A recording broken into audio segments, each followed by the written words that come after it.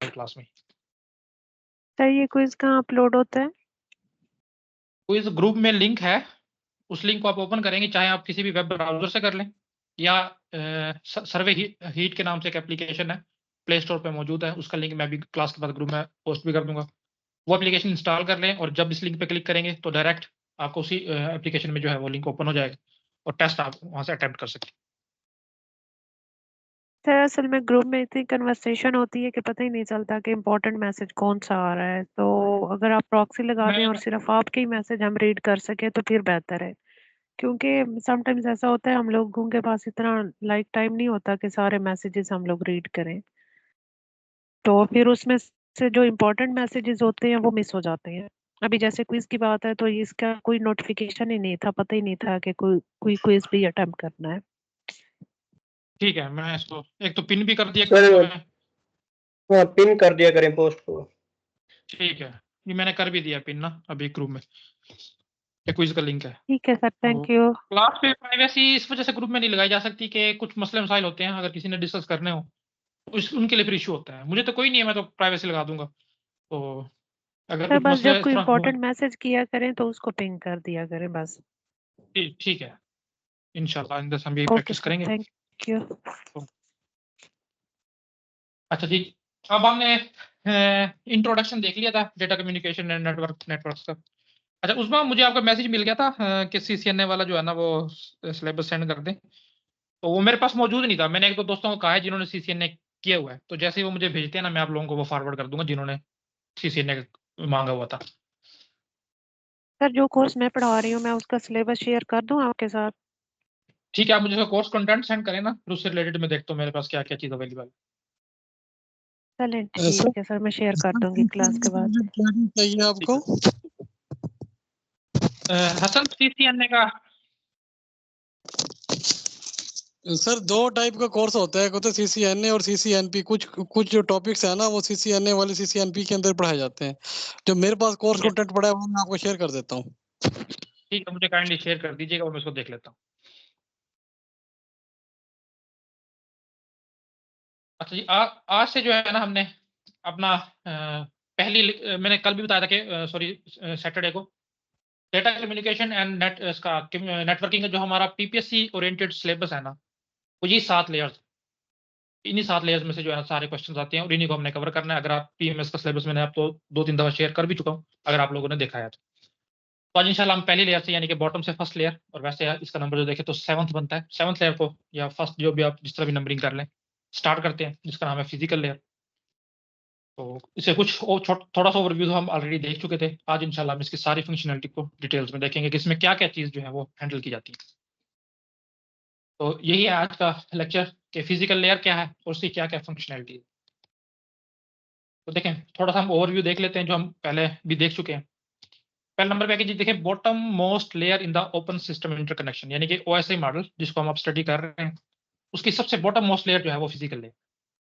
ये भी हम देख चुके थे, physical and electric representation of the system. मैंने कहा था कि ये इसका नाम भी बता रहा है कि ये फिजिकल रिप्रेजेंटेशन से रिलेटेड होगी।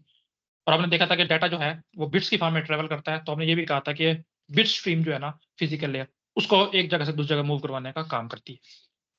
अगला क्वेश्चन यही पॉइंट यही है, सेंड डाटा बिट्स की, डाटा की जो बिट्स हैं from one device to another, उसको एक डिवाइस से दूसरे डिवाइस को मूव कराने का मेन जो फंक्शनैलिटी है वो फिजिकल लेयर की।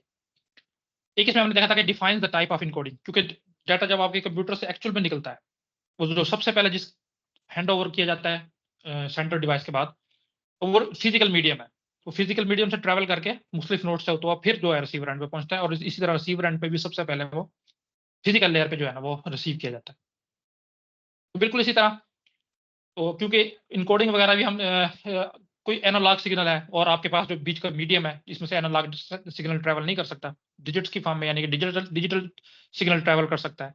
या जैसे कि आजकल इंटरनेट हम टेलीफोन लाइंस के थ्रू अपने प्रोवाइड करते हैं, ISP जो है, और टेलीफोन लाइंस में डाटा जो है वो एनालॉग तरीके से ट्रैवल करता है, लेकिन आपके कंप्यूटर से जो भी डाटा निकलता है वो डिजिट की फॉर्म में होता है। तो जरूरी होता है कि इन फॉर्म्स को जो है ना कन्वर्ट किया जाए, किसके लिहाज से, उस मीडियम के, उस चैनल के लिहाज से जो आपको प्रोवाइड किया गया है। जैसे अभी मैंने अपने ISP यानी कि PTCL की एग्जांपल दी है, तो वो टेलीफोन लाइन के थ्रू डाटा ट्रैवल करता है और उसमें एनालॉग फॉर्म में करता है। तो आपके कंप्यूटर से जो भी डाटा निकलेगा तो सबसे पहले डिवाइस जो उसको इनकाउंटर करेगी वो होती है modem. Modem stand for modulation and demodulation, यानी कि एनालॉग को डिजिटल में भी कन्वर्ट करता है और अगर जरूरत पड़े तो डिजिटल को एनालॉग में भी कन्वर्ट करता है। तो वो कन्वर्ट करके आगे ट्रैवल करवाता है। मैंने कहा था जितने भी कनेक्टर्स वगैरह हैं, कनेक्ट और इस तरह की चीजें हैं, वो सारी सारी फिजिकल लेयर पे आती हैं, तो इनकोडिंग भी फिजिकल लेयर की ही फंक्शनैलिटी है। लेकिन ये हम कल भी मैंने बताया था कि ये हमारे सिलेबस के इसलिए नहीं है क्योंकि PIMS में इसका कोई कंसेप्ट नहीं है। Responsible for the communication of the unstructured raw data stream over a physical medium. ये भी वही बात है कि अनस्ट्रक्चर होता है आपका डाटा और उसको जो है ना फिजिकल मीडियम पे कैसे स्ट्रक्चर्ड फॉर्म में इसने ट्रैवल करवाना है, वो हम देखेंगे। ऐसे ऐसे हम चलते रहेंगे तो हमें ये बातें क्लियर होना शुरू हो जाएगी। अच्छा, why physical layer is important, अगर कोई आपसे पूछ लेता है तो ये वो चीजें हैं जो आज के लेक्चर में हमने पढ़नी है और यही इसी का जवाब है कि ये फिजिकल लेयर क्यों इंपॉर्टेंट है। देखिए, ट्रांसमिशन मीडिया को डिफाइन करती है। हम मुख्तलिफ किस्म के ट्रांसमिशन मीडिया भी देखेंगे क्या क्या है। इसके अलावा जितनी भी आप टोपोलॉजीज डिफाइन करते हो अपने किसी भी लोकल एरिया नेटवर्क को डिजाइन करते वक्त, जो भी टोपोलॉजीज है वो सारी सारी फिजिकल लेयर की रिस्पॉन्सिबिलिटी है कि उनके दरमियान आपस में कम्युनिकेशन करवाए। हार्डवेयर डिवाइसेज हैं काफी सारे जो फिजिकल लेयर पे काम करते हैं, जैसे कि हब हमने पढ़ा था, रिपीटर पढ़ा था, एम्पलीफायर पढ़ा था। ये सारे के सारे हार्डवेयर डिवाइस हैं और प्योरली हार्डवेयर, इनमें सॉफ्टवेयर नहीं है और ये सारे के सारे फिजिकल लेयर पे काम करते हैं। इसके बाद ट्रांसमिशन मोड है, हम देखेंगे कि मुख्तलिफ किस्म के ट्रांसमिशन मोड है और वो भी सारे के सारे फिजिकल लेयर पे हैंडल किए जाते हैं। इसके बाद मल्टीप्लेक्सिंग और डीमल्टीप्लेक्सिंग एक टेक्निक्स है, वो भी फिजिकल लेयर पे हैंडल की जाती है, देखेंगे वो क्या है। और इस तरह एक सर्किट स्विचिंग है। अब स्विचिंग हमने पढ़ी थी कि स्विच जो है वो सेकंड लेयर पे यूज होती है, तो लेकिन हम इसमें देखेंगे एक सर्किट स्विचिंग एक टेक्निक है स्विचिंग की। स्विचिंग क्या होती है ये अब ये चला हम आगे इसमें जब टॉपिक में पढ़ेंगे तो चले जाएंगे। तो एक किस्म की सर्किट स्विचिंग है जिसको हम फिजिकल लेयर पे भी देखते हैं और वो क्यों देखते हैं वो भी हम देखेंगे। और लास्ट इसका काम है इनकोडिंग, वो हम मैं ऑलरेडी बता चुका हूँ कि हमारे सिलेबस के साथ नहीं होगा, लेकिन इनकोडिंग में बता देता हूँ यही होती है कि डिजिटल डाटा को एनालॉग में कन्वर्ट करना या एनालॉग को डिजिटल में। और कुछ डिवाइसेस ऐसी हैं जो एनालॉग को दोबारा से एनालॉग में भी करती हैं। क्यों करती हैं? उनकी फ्रीक्वेंसी या एम्पलीट्यूड को चेंज करने के लिए। इसी तरह कुछ डिवाइसेस हैं या कुछ टेक्निक्स हैं जो डिजिटल डाटा को अगेन डिजिटल डाटा में भी कन्वर्ट करती हैं। वही वजह है कि एक स्ट्रीमलाइन करने के लिए, ताकि वो किसी मीडियम में ट्रेवल कर सके। तो ये हमारे आज के मेन कह लोगे सब टॉपिक्स हैं जो आज हमने कवर करना है। तो इंशाल्लाह हम पहले से स्टार्ट लेते हैं ट्रांसमिशन मीडिया से। अच्छा, उससे पहले एक चीज है ट्रांसमिशन इम्पेयरमेंट, ये हम थोड़ा सा देख लेते हैं क्योंकि आगे शायद यूज हो कहीं पे, तो उस वक्त तक हमें ये चीजें पता होना चाहिए। इंपेयरमेंट कहते हैं किसी खराबी को या बगाड़ को, यानी कि ट्रांसमिशन के दरमियान किसी किस्म की खराबी आ गई है, कोई एरर वगैरह आ गया। उसकी मेन जो है ना, मेन 3 टाइप्स हैं इसकी। एक मिनट दीजिएगा सिर्फ मुझे।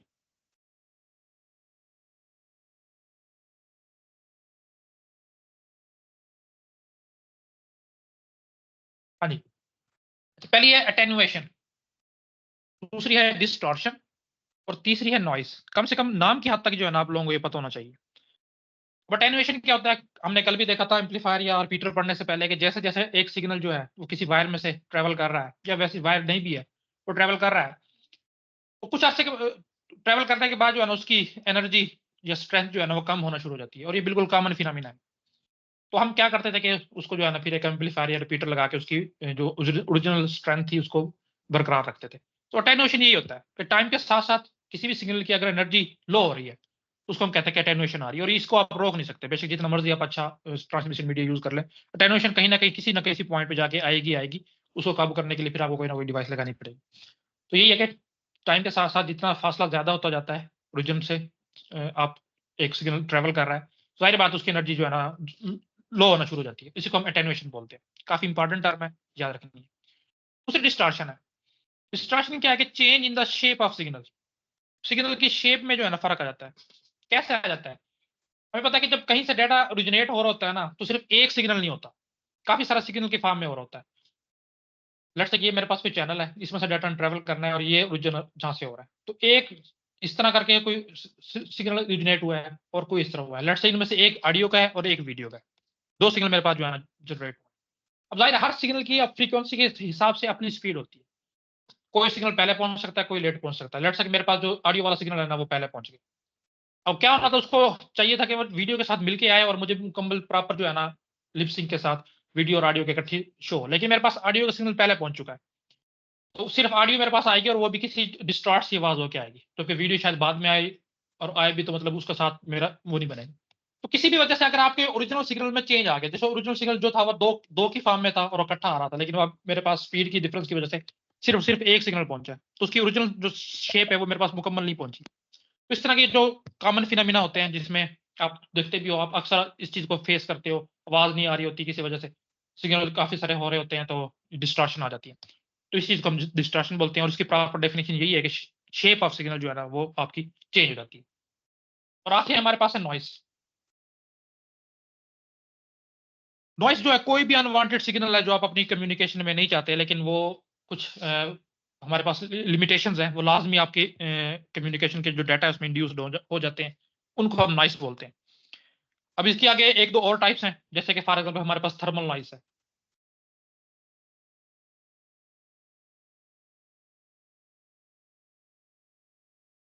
ये क्या होता है कि आपको पता है, फॉर एग्जाम्पल ये वायर है मेरे साथ, इसमें से करंट गुजर रहा है, करंट आप सिग्नल ले लो, तो जाहिर है करंट गुजरता है वो इलेक्ट्रॉन का फ्लो होता है। तो इलेक्ट्रॉन की फ्लो की वजह से जो है ना एक एक्स्ट्रा सिग्नल, या कह लो कि एक एक्स्ट्रा हमारे पास जो है ना मूवमेंट सी क्रिएट हो रही होती है। तो यार ये जो चीज है जो हम नहीं चाह रहे, अनवांटेड सिग्नल है, ये क्रिएट हो गई होगा, जैसे ये इलेक्ट्रॉन मूव करेंगे उनकी अपनी फ्रीक्वेंसी बनेगी। तो इस वजह से जिसे इसका प्रॉपर नाम इसका थर्मल नॉइस है, तो ये क्रिएट होगी, इससे आप नहीं बच सकते। दूसरा जो नॉइस होता है वो क्रॉस टॉक होता है, जो सबसे ज्यादा कॉमन होता है। क्या होता है कि लेट्स से एक वायर ये पड़ी है और बिल्कुल इसी के साथ दूसरी वायर जा रही है। अब आपको पता है कि जब भी इलेक्ट्रॉन किसी भी वायर में से मूव करते हैं ना, वो अपने इर्द गिर्द एक मैग्नेटिक फील्ड जनरेट करता है। तो लेट्स से इसने भी मैग्नेटिक फील्ड जनरेट की और इस बिल्कुल सेम टाइम पे इस वायर की भी जो है ना मैग्नेटिक फील्ड जनरेट हुई। तो क्या होगा कि इसका कोई जो है सिग्नल का हिस्सा या मैग्नेटिक फील्ड जो है वो दूसरी वायर की मैग्नेटिक फील्ड के साथ जो है ना इंटरेक्ट करेगी। तो इसको हम बोलते हैं क्रॉस टॉक, और ये बहुत कॉमन फिनोमिना है, ये तो हो गई होगा।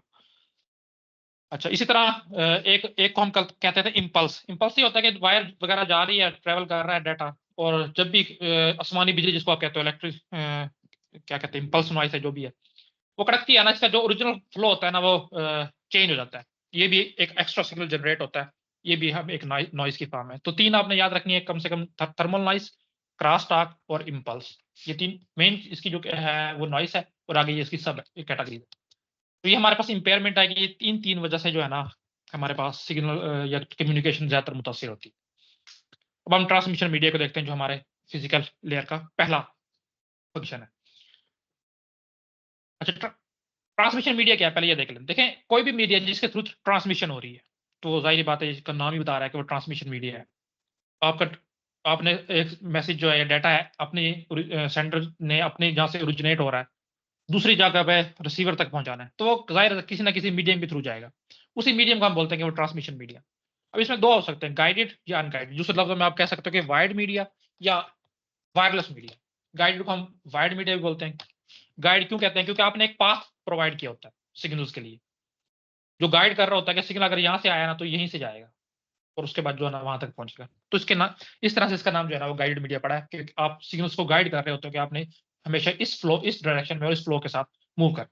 और दूसरा हमारे पास अनगाइडेड, जिसको हम वायरलेस भी कहते हैं, कि इसमें आप गाइड नहीं करते, एक दफा सिग्नल जनरेट हो गया, उसके पास फ्री होता है, वो ओमनी डायरेक्शनल होता है, किसी भी डायरेक्शन में जो है ना वो मूव कर सकता है।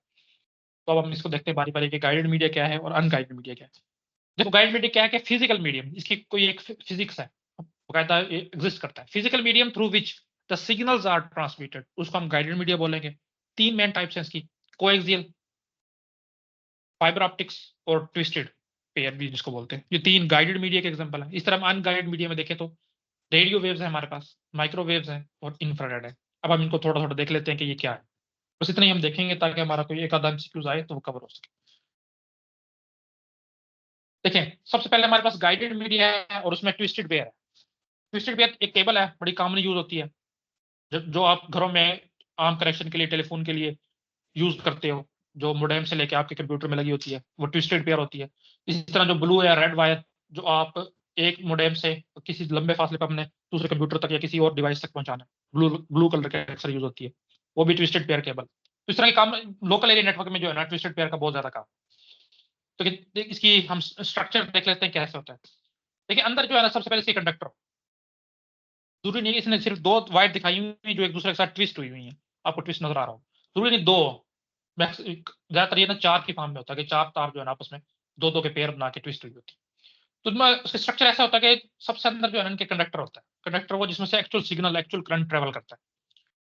और उसके बाद जो है ना कोई ना कोई इंसुलेटर मटेरियल होगा, जैसे आपको इसमें नजर आ रहा होगा कि अंदर जो है ना एक यहाँ पे ग्रे से कलर का कंडक्टर नजर आ रहा है दोनों वायर्स में, और एक इमेज में आपको ब्लू कलर का प्लास्टिक का या कह लो कि पीवीसी का कोई इंसुलेटर मटेरियल नजर आ रहा है। इस तरह दूसरे पे पिंक कलर का इंसुलेटर मटेरियल नजर आ रहा हो, और इनके बाहर एक मजीद रबड़ की जो है ना इंसुलेशन होती है, जिसको आप जैकेट बोलते हो। आप कोई भी वायर लेके देखो ना, सबसे ऊपर एक जैकेट सी होती है, बड़ी हार्ड सी, रबड़ की, प्लास्टिक नहीं होता, वो रबड़ होता है, उसको हम जैकेट बोलते हैं। उसके अंदर जब आप उसको कर लेते हो और अंदर से जब वो निकल आती है, तो आप देखते हो कि अंदर से 1 से 2 वायर है, और अगेन वो बेयर वायर नहीं है, नंगी नहीं है, उसके ऊपर भी कोई ना कोई इंसुलेशन हुई होती है। तो बिल्कुल इसी तरह ये काम आप नजर आती है आपको। कंडक्टर है, उसके ऊपर एक इंसुलेशन का मटेरियल है, और फिर दोनों या चारों जितने भी तार हैं उनके अंदर मजीद एक जैकेट है ऊपर, जो इन सबको महफूज रखती है। तो जैकेट का यही काम है कि इनकी हिफाजत करती है, किसी वजह से कट वगैरह ना लगने दे, अगर लग भी जाए तो कम से कम अंदर जो ओरिजिनल हमारे पास कंडक्टर है, जिसके थ्रू सिग्नल्स वगैरह करंट वगैरह ट्रेवल कर रहा है, उस तक कोई नुकसान ना पहुंचे। 2 टाइप से अक्सर पढ़ते हो, अनशील्डेड ट्विस्टेड पेयर, जिसको यूटीपी भी कहते हैं, और शील्डेड ट्विस्टेड पेयर, जिसको एसटीपी भी कहते हैं। अब जो आप ये आपको मेन में नजर आ रही है ना, ये अनशील्डेड ट्विस्टेड पेयर है।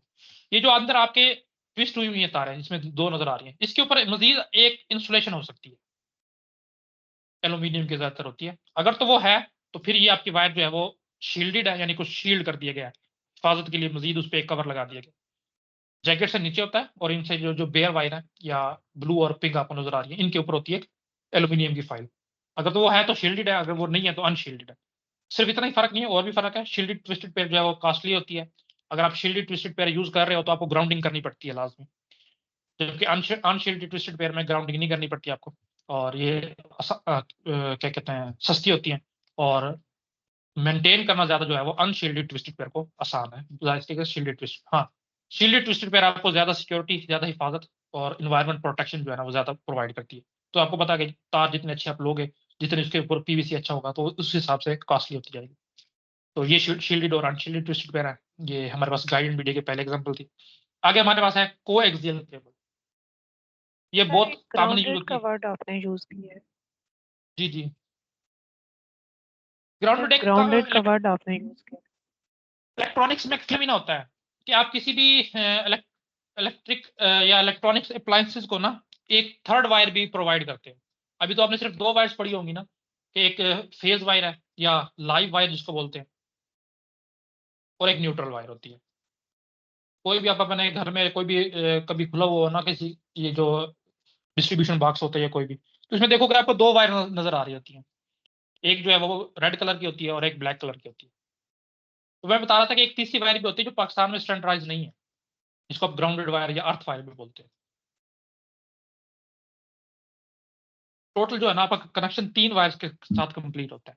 तो तीसरी वायर इसलिए होती है कि वो आपके घर में जितने भी सॉकेट लगे होंगे, जहाँ पे कोई चीज अटैच हो सकती है, वहां से वो वायर जो है ना सारी इकट्ठी होके जमीन में एक जगह जो है ना 15-20 फुट के नीचे या इससे भी ज्यादा एक रॉड के साथ दबाई गई होगी। वो क्या होती है, किसी भी जैसे अगर शॉर्ट सर्किट हो जाता है, या कोई अर्थ लीकेज वगैरह, या सॉरी करंट लीकेज हो जाता है, तो सारे का सारा करंट जो है ना उस ग्राउंड वायर पे ट्रांसफर कर दिया जाता है। और फिर ये ग्राउंड वायर जो है ना वो सारा करंट इकट्ठा करके जमीन को, क्योंकि वो उसका रॉड जो मैंने बताया कि जमीन के अंदर नस्ब किया जाता है, वहां पे वो सारे का सारा जो है ना शिफ्ट कर देती है। इस तरह से किसी भी घर में जानी नुकसान और इवन के माली नुकसान भी जो है ना वो नहीं होता। एक अच्छी प्रैक्टिस है। अभी तो खैर शहरों में ये होने लग गई है, ग्राउंड वायर को लगाने लग गए हैं, तो लेकिन हमारे इर्द गिर्द जो इलाकों में शायद आपको ये देखने को ना मिले। लेकिन फिर भी आप कोई भी कॉस्टली सी चीज लेंगी ना, जैसे एयर कंडीशनर है, या इसके इसके साथ और कोई इस तरह की कॉस्टली चीज, तो आप जब भी उसका वो देखती हैं, शू देखती हैं जो सॉकेट में प्लग होता है, तो जब भी आप उसको काटेंगे ना, हमेशा अंदर से 3 वायर निकलेंगे। एक तो लाइव वायर है या फेज वायर है, एक न्यूट्रल वायर है, और एक हमेशा आपके साथ ग्राउंड वायर होगी। लेकिन अब वो हमारे इलेक्ट्रिशियन क्या करते हैं कि ग्राउंड वायर को जो है ना टैप करके अंदर ही कर देते हैं, और सिर्फ 2 वायर, क्योंकि कनेक्शन है हमारे 2 वायर का, तीसरी वायर को हम कहाँ लगाए, 2 के साथ जो है ना वो कर देते हैं। लाइव वायर का काम ये होता है कि जो आपकी इलेक्ट्रिक कह लो कि मीटर है या टावर वगैरह जहाँ से आपकी बिजली घर में इंटर हो रही है, वहां से जो फेज आ रहा होता है, फेज कहते हैं करंट को, जो एक्चुअल बहाव है, उसको जो है ना आपके उस बोर्ड तक या उस सॉकेट तक लेके आना होता है। और करंट हमेशा सर्किट करंट में मुकम्मल करना होता है। तो जो वहां पे यूज हो गया तो ठीक है, वरना उसके बाद उसी करंट को आपने उसी खंबे तक वापस, टावर तक वापस भेजना होता है। जो आपकी न्यूट्रल वायर है या ब्लैक वायर जिसको कहते हैं, वो यही काम करती है कि सर्किट कंप्लीट करती है, वहां से करंट को वो लेके वापस उस टावर तक, उस खंबे तक, या जिस जो भी आप उसको बोलते हो मीटर तक, वहां तक जो है ना वो वापस पहुंचाती है। तब एक करंट का सर्किट कंप्लीट होता है। अगर आप न्यूट्रल वायर को कट कर दो ना, तो सिर्फ करंट आएगा, वापस नहीं जाएगा। और इस तरह करंट का बहाव मुकम्मल नहीं होगा, तो 1-2 ज्यादा सेकंड के बाद जो है ना आपकी इलेक्ट्रिसिटी की लाइन जो है कट ऑफ हो जाएगी। तो ये हमारे पास था ट्विस्टेड पेयर। अब हम देखते हैं कोएक्सियल केबल को। ये बहुत कॉमन यूज होती है। अच्छा, एक बात मैं इसको बताना भूल गया, जो ये है ट्विस्टेड पेयर, इसका जो है ना क्या कहते हैं स्टैंडर्डाइज कोड, वो GR गवर्नमेंट और R से मेरे ख्याल में रिव्यू बनता है, पता नहीं क्या बनता है, तो मुझे याद आता है तो मैं दोबारा से बताता हूँ। GR और चलो अच्छा मुझे याद आता है फिर मैं बताता हूँ। और जो कोएक्सियल केबल है ना, इसका है RJ। R से रजिस्टर्ड बनता है और G से मेरे ख्याल में जिटर बनता है। अब कभी भी आप केबल लेने जाओ ना अपने केबल कनेक्शन के लिए, तो आप जाके उसको कहोगे ना दुकानदार को, जो मेल हजर आता है कि मुझे केबल वाली तार चाहिए, केबल वायर चाहिए, वो आपसे पूछता है कौन सी, RG6 या RG7। ये दो कॉमन यूज होती है हमारे पाकिस्तान में। तो RG7 जो है ना स्टैंडर्ड है, उसका रजिस्टर्ड गिटर के नाम से जो है ना वो एक स्टैंडर्ड है। RG7 वो है, तो जितना किसी का नंबर ज्यादा होता है उतनी जो है ना उसका डायमीटर ज्यादा होता है। तो RG7 जो है अच्छी है, RG6 है। इस तरह इसके मजीद जो है कि वो RG8 स्टैंडर्ड होता है। ये और भी महंगी है, और जितनी चीज महंगी होगी उतनी कॉस्टली होगी। तो घरों में जो आम यूज होती है वो RG7 होती है। RG6 वो होती है जो बस हल्के फुल्के डिस्टेंस के लिए, वो बिल्कुल बारीक सी होती है। तो देखिए जी, ये वो वायर है जो आपके घरों में केबल कनेक्शन के लिए यूज होती है। टीवी के अंदर टीवी नेटवर्क जो आपका केबल का है, इसी के थ्रू होता है। वो आपको पता है, कभी आपने काटा हो या वैसे उसको देखी हो, तो सबसे ऊपर जो है ना ब्लैक कलर की एक जैकेट होती है, सॉरी, सबसे ऊपर उसकी ब्लैक कलर की जैकेट होती है। उसको आप कट करो तो अंदर से जो है ना व्हाइट कलर की फोम सी निकलती है, जो इंसुलेशन होती है। उसको भी आप कट करो तो अंदर से एक कंडक्टर निकलता है। एक्चुअल सिग्नल उस कंडक्टर में से फ्लो हो रहा होता है। हाँ, इसके फौरन बाद ब्लैक वाली के एक यहाँ पे मैश हो सकता है, बिल्कुल बारीक बारीक सी जो है ना कंडक्टर एल्यूमिनियम का या किसी उसका जाल हो सकता है, बिल्कुल बारीक सा। वो भी कंडक्टर के तौर पे काम कर रहा होता है। तो दो पॉसिबल है, या तो ये सिंगल कंडक्टर हो सकता है या डबल कंडक्टर हो सकता है। सिंगल होगा तो ये सिर्फ दरमियान में एक होगा, और डबल होगा तो बिल्कुल इसका मैश बना होगा। इसमें आपको जो इलस्ट्रेशन नजर आ रही है, ये मैश बना हुआ नजर आ रहा होगा, देखो जिसको मैं आप कर रहा हूँ। तो ये डबल कंडक्टर वाली कोएक्सियल केबल है। ये जैकेट है, इसको जो बाहर वाली जो भी हिफाजती खोल है उसको हर उसमें जैकेट बोला जाता है। उसके बाद जो है ये इंसुलेशन मटेरियल है, मैंने बोल दिया था इंसुलेशन मटेरियल होता है। उसके ऊपर ये जो है, इसको आप मैश बोल दो, शील्ड बोल दो, जो भी बोल दो। और एक्चुअल जो आपका सेंट्रल कंडक्टर है वो ये है। इसमें से जो है ना एक्चुअल डाटा आपका ट्रांसफर होता है। तो इसमें दो कैटेगरीज यूज होती हैं कोएक्सियल केबल में। ये थोड़ा सा हायर लेवल पे आप जाओ ना, यानी कि जहाँ पे फाइबर ऑप्टिक्स के थ्रू इंटरनेट सर्विसेज प्रोवाइड की गई हैं, वहाँ पे जो फाइबर ऑप्टिक्स तो यूज होगा सिर्फ और सिर्फ आपके मोडेम से लेके जो सेकंड उन्होंने डिवाइस लगाई होती है, इसको ऑप्टिक डिवाइस कहते हैं, वहां तक। उससे पहले जो भी केबल आ रही होती है वो भी कोएक्सियल केबल ही होती है। कोएक्सियल केबल में से आगे डिवाइस में लगती है, और वहां से फिर आगे फाइबर ऑप्टिक्स के थ्रू आपकी मेन जो ऑप्टिक डिवाइस है वहां तक लगती है। तो इसमें दो टर्म यूज होती है, बेसबैंड ट्रांसमिशन की और ब्रॉडबैंड ट्रांसमिशन की। तो देखो बेसबैंड क्या है और ब्रॉडबैंड क्या है, आप अक्सर सुनते हो कि ब्रॉडबैंड तो जितने भी पीटीसीएल के हैं वो सारी ब्रॉडबैंड ट्रांसमिशन। और बेसबैंड क्या है ये भी देख लेते हैं। देखो बेसबैंड कहता है कि सिर्फ और सिर्फ एक सिग्नल आपने ट्रांसफर करना है अपने चैनल में से या मीडियम में से, लेकिन उस चैनल की उसकी सिग्नल की स्पीड बहुत ज्यादा हाई होगी, क्योंकि अकेला है ट्रैवल करने वाला और किसी के साथ इसको ये शेयर नहीं कर रहा। तो जैसे ओरिजिनेट होगा बहुत ज्यादा हाई स्पीड में जो है दूसरे डेस्टिनेशन तक जाएगा। तो अगर इस तरह की आपके पास ट्रांसमिशन है जिसमें से सिर्फ और सिर्फ एक सिंगल सिग्नल जो है ना एक टाइम में फ्लो कर रहा है, तो हम इसको कहते हैं कि बेस बैंड ट्रांसमिशन। और ब्रॉडबैंड कौन सी है, अब आप समझ गए होंगे कि ऐसा है कि एक ही वक्त में मल्टीपल सिग्नल्स को है ना साइमल्टेनियसली आप अपने चैनल के या उसके मीडियम के थ्रू अंदर से जो है ना कम्युनिकेट करवा रहे हैं, तो वो ब्रॉडबैंड ट्रांसमिशन है। तो आप देखते हो ब्रॉडबैंड ऐसा ही है, आपका जो भी इंटरनेट लगा हो ना वो साथ ही कोई ना कोई टावर वगैरह होगा उसके साथ कनेक्ट होगा, और वहां से एक मोटी वायर होगी जो ट्रेवल करके जो है आपकी जो भी फ्रेंचाइज है या एक्सचेंज है वहां तक जा रही होगी। तो यही करते हैं कि पूरे मोहल्ले का जितना भी उस टावर में से कनेक्शन लगा हुआ है सारा वो सारा सिग्नल वहां पे इकट्ठा होता है, और वहां से फिर वो इकट्ठा होकर उस मोटी वायर में से एक्सचेंज तक जाता है। तो इसीलिए इसका नाम ब्रॉडबैंड ट्रांसमिशन दिया गया। आप कहीं किसी भी पीटीसीएल मॉडेम पे देखो तो ब्रॉडबैंड इंटरनेट लिखा होता है, इसका ये मतलब है कि वो साइमल्टेनियसली काफी सारे सिग्नल को इकट्ठा ट्रैवल करवाता है। तीसरे नंबर पे जो हमारे पास बहुत कॉमनली यूज होती है ट्रांसमिशन पर्पज के लिए, वो फाइबर ऑप्टिक है। तो फाइबर कहते हैं रेशे को, जैसे बाल है, बाल से भी बारीक जो है ना वो मसल्स के रेशे होते हैं, वहां से एक लफ्ज लिया गया है, उसको फाइबर बोलते हैं, बड़ी बारीक सी होती है। और ऑप्टिक लिया गया है लाइट से या ग्लास के एक टर्म होती है रिफ्रैक्शन वगैरह से वहां से। तो यहाँ अभी के लिए आप जो है ना लाइट को ही समझो। ये भी एक बिल्कुल बारीक बारीक बाल जितनी बारीक तार तार तार होती है, उसमें से जो है ना बहुत ज्यादा तेजी के साथ डाटा ट्रैवल होता है। कैसे ट्रैवल होता है वो हम देखते हैं। देखो ये एक ऐसा वायर्ड मीडिया है जिसमें से डाटा जो है ना वो लाइट के थ्रू ट्रैवल करता है।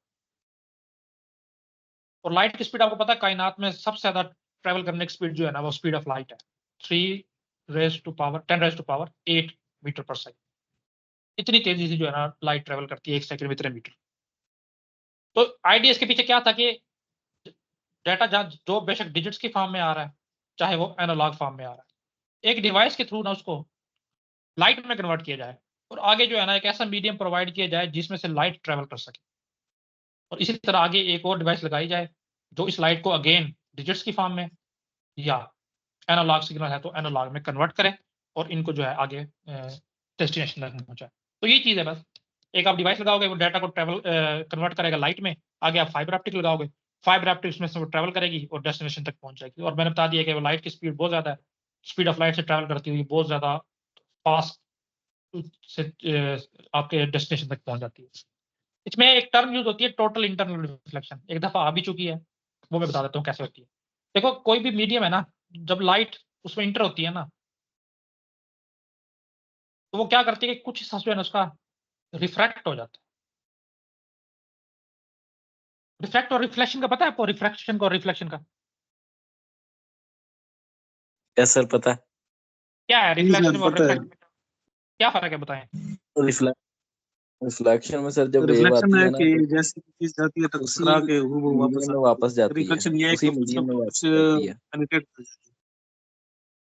ठीक है, तो बाय डिफॉल्ट जो है ना ये जितने भी आपके पास है ना तारें, इसमें जो भी मटेरियल लगा होता है ना ये लाइट को रिफ्लेक्ट करता है, रिफ्लेक्ट नहीं करता, अंदर इसके चली जाती है। अभी मैं बता रहा था कि क्रॉस टॉक वगैरह आती है, इस वजह से आती है लाइट ही पड़ के जो है ना वायर हीट हो जाती है। आपको पता भी होगा जैसे किसी ने अगर सोलर सिस्टम इंस्टॉल करवाया तो ये कहते हैं कि यार इसको डायरेक्ट सनलाइट में एक्सपोज ना कर, तो सूरज उसकी प्रोग्रेस को, एफिशिएंसी को मुतासर करता है। यानी कि इसका ये मतलब हुआ कि वो रिफ्लेक्ट नहीं करता, वायर को रिफ्लेक्ट करता है। और वैसे भी जितनी भी आप वायर देखोगे ना हमेशा ब्लैक होती है, और ब्लैक जो आपको पता है कि लाइट को जज़ब करती है, लाइट तो वो अपने अंदर मुंतकिल करवाती है। तो अगर आपने लाइट के थ्रू उसमें डाटा ट्रैवल करवाना है ना तो हमने फिर रिफ्लेक्ट करवाना था। तो फिर हमारे पास एक फिजिक्स के अंदर हम पढ़ते थे, एक मजा था टोटल इंटरनल रिफ्लेक्शन। वो कहता था कि अगर आप जो है ना एक प्रॉपर एंगल ढूंढ लो, जब तक आप फॉर एग्जाम्पल ये लाइट आ रही है ना ये रिफ्लेक्ट हो जाएगी, ये लाइट आ रही है भी रिफ्लेक्ट हो जाएगी, ये लाइट आ रही है भी रिफ्लेक्ट हो जाएगी, लेकिन एक ऐसा एंगल आएगा कि अगर उस एंगल पे आप इस मीडियम में लाइट को इंसिडेंट करवाते हो ना तो रिफ्लेक्ट होने के बजाय वो रिफ्लेक्ट हो जाएगी। और इस एंगल को हम कहते थे angle of incidence. First year second year में पढ़ा था, अब इतने की याद है मुझे भी। तो हमने वो एंगल ऑफ नहीं इंसिडेंस सर, ढूंढना, एंगल ऑफ इंसिडेंस नहीं है वो क्रिटिकल एंगल होता है। क्रिटिकल एंगल होता है बिल्कुल। Critical वही मैं बता रहा था कि इंसिडेंट एंगल जो है ना जब इतने पे पहुंच जाए कि जब लाइट रिफ्लेक्ट होने के बजाय रिफ्लेक्ट हो जाए तो उस इंसिडेंट एंगल को हम कहते थे रिफ्लेक्ट क्रिटिकल एंगल। बिल्कुल वो आपने ठीक इंटरनल ये क्रिटिकल एंगल सर, ये है क्रिटिकल एंगल उस मटेरियल के अंदर ही वो बाहर नहीं जाती, उसे मटेरियल के अंदर ही रिफ्लेक्ट होती हाँ, रहती है। बस ये वो चीज दफा है। आपने वो ढूंढ लिया ना उसके बाद लाइट जो है ना वो हमेशा रिफ्लेक्ट ही होती रहेगी, रिफ्लेक्ट नहीं होगी। और उसके बाद जो है ना वो दूसरे सिरे से बाहर निकल जाती है। तो यही हमने जो है ना ऑप्टिक फाइबर में यूज किया है कि लाइट को हम ऐसे एंगल पे इंसिडेंट करवाते हैं कि वो बजाय रिफ्लेक्ट होने के रिफ्लेक्ट हो जाती है और इस तरह जो है ना वो ट्रैवल करती हुई। और इसमें ये भी कोई शर्त नहीं है कि आपने सीधी वायर रखनी है, घुमा के रखनी है, क्योंकि वो इंटरनल रिफ्लेक्शन के तहत काम कर रही है तो जहां भी पड़ेगी वो रिफ्लेक्ट ही होगी। और रिफ्लेक्ट होती होती है जो ना वो काफी फासले तक ये निकल जाती है और बड़ी स्पीड में चली जाती है। तो इसके हम स्ट्रक्चर देख लेते हैं कि ये कैसे होती है। तो देखें इसमें सबसे पहले जो बाहर वाली हिफाजती फॉल है उसको हम जैकेटी बोलेंगे। उसके अंदर मजीद एक हिफाजत के लिए जो है ना, या आप कह लो कि रिफ्रैक्शन से बचाने के लिए हमने इसकी इंसुलेशन की होती है, उसको हम क्लेडिंग बोलते हैं। पीपीएससी एमसीक्यूज में आ चुका है कि क्लेडिंग का क्या पर्पज है। क्लेडिंग का पर्पज ये है कि जो लाइट इसकी इंटरनल सतह पे पड़ेगी ना उसको इसने रिफ्रैक्ट नहीं करना, रिफ्लेक्ट करवाना है। तो ये हम एक डेंस मीडियम जो हमारे पास होगा ताकि जब लाइट इस पे पड़े तो बाहर ना निकले, अंदर ही रिफ्लेक्ट हो जाए। तो उससे इस हिफाजती जो हमारे पास इंसुलेशन होगी इसको हम क्लेडिंग बोलेंगे। और जो इसके अंदर जो मेन है जिसके अंदर से बाकी ट्रेवल करेगी लाइट, उस मीडियम को हम बोलते हैं कोर। ये आपके पास जो है इसका साइड व्यू है, और इसको अगर हम क्रॉस सेक्शनल व्यू देखें तो इस तरह नजर आती है। तो ये सबसे ऊपर हमारे पास जिसको मैं भी सर्कल कर रहा हूँ ये जैकेट है। उसके बाद ये थोड़ी सी जो शेडिड हुई हुई है ये हमारे पास क्लैडिंग है। और ये जिसको मैं वर्टिकल लाइन से दिखा रहा हूँ, ये हमारे पास कोर होता है जिसमें से एक्चुअल लाइट जो है ट्रेवल कर रही होती है। तो इस तरह हमारे पास फाइबर ऑप्टिक होती है। अब इसके आगे 2 टाइप्स है, तो मैं वैसे बता देता हूँ क्योंकि पीपीएससी के पता नहीं वो उन्होंने लिखा तो नहीं हुआ खैर फाइबर ऑप्टिक के बारे में, लेकिन बता देता हूँ। सिंगल मोड ऑप्टिक फाइबर्स और multi mode optic fibres. Single mode क्या होती है कि उसमें सिर्फ और सिर्फ एक यूनिडायरेक्शनल होती है, मतलब यहाँ से अगर डाटा ओरिजिनेट हो रहा है तो सिर्फ इसी डायरेक्शन में ट्रेवल करेगा, वापस नहीं आ सकता। अच्छा, और इसका जो ट्रांसमिशन स्पीड है ना वो तकरीबन 50 गुना ज्यादा होती है, जो अब हम आगे पढ़ेंगे मल्टी मोड फाइबर ऑप्टिक्स से। मल्टी मोड आपको अब समझ आ गई होगी कि ऐसा हमारे पास फाइबर ऑप्टिक्स है जिसमें दोनों या कह लो कि बाई डायरेक्शनल डाटा ट्रांसमिशन किया जा सकता है, और ज्यादा जहां पे आप ऑप्टिकल फाइबर यूज होती हुई देखते हो वो मल्टी मोड ही होती है। तो बस इतना ही इसके लिए बहुत है। फाइबर ऑप्टिक क्या है, टोटल इंटरनल रिफ्लेक्शन क्या है, क्लाइडिंग क्या है, और सिंगल मोड और मल्टी मोड, ये 4-5 चीजें एमसीक्यू के पॉइंट ऑफ व्यू से याद रखनी है। आगे हम देखते हैं वायरलेस मीडिया क्या है। अच्छा, 1 मिनट दीजिएगा मुझे क्लास।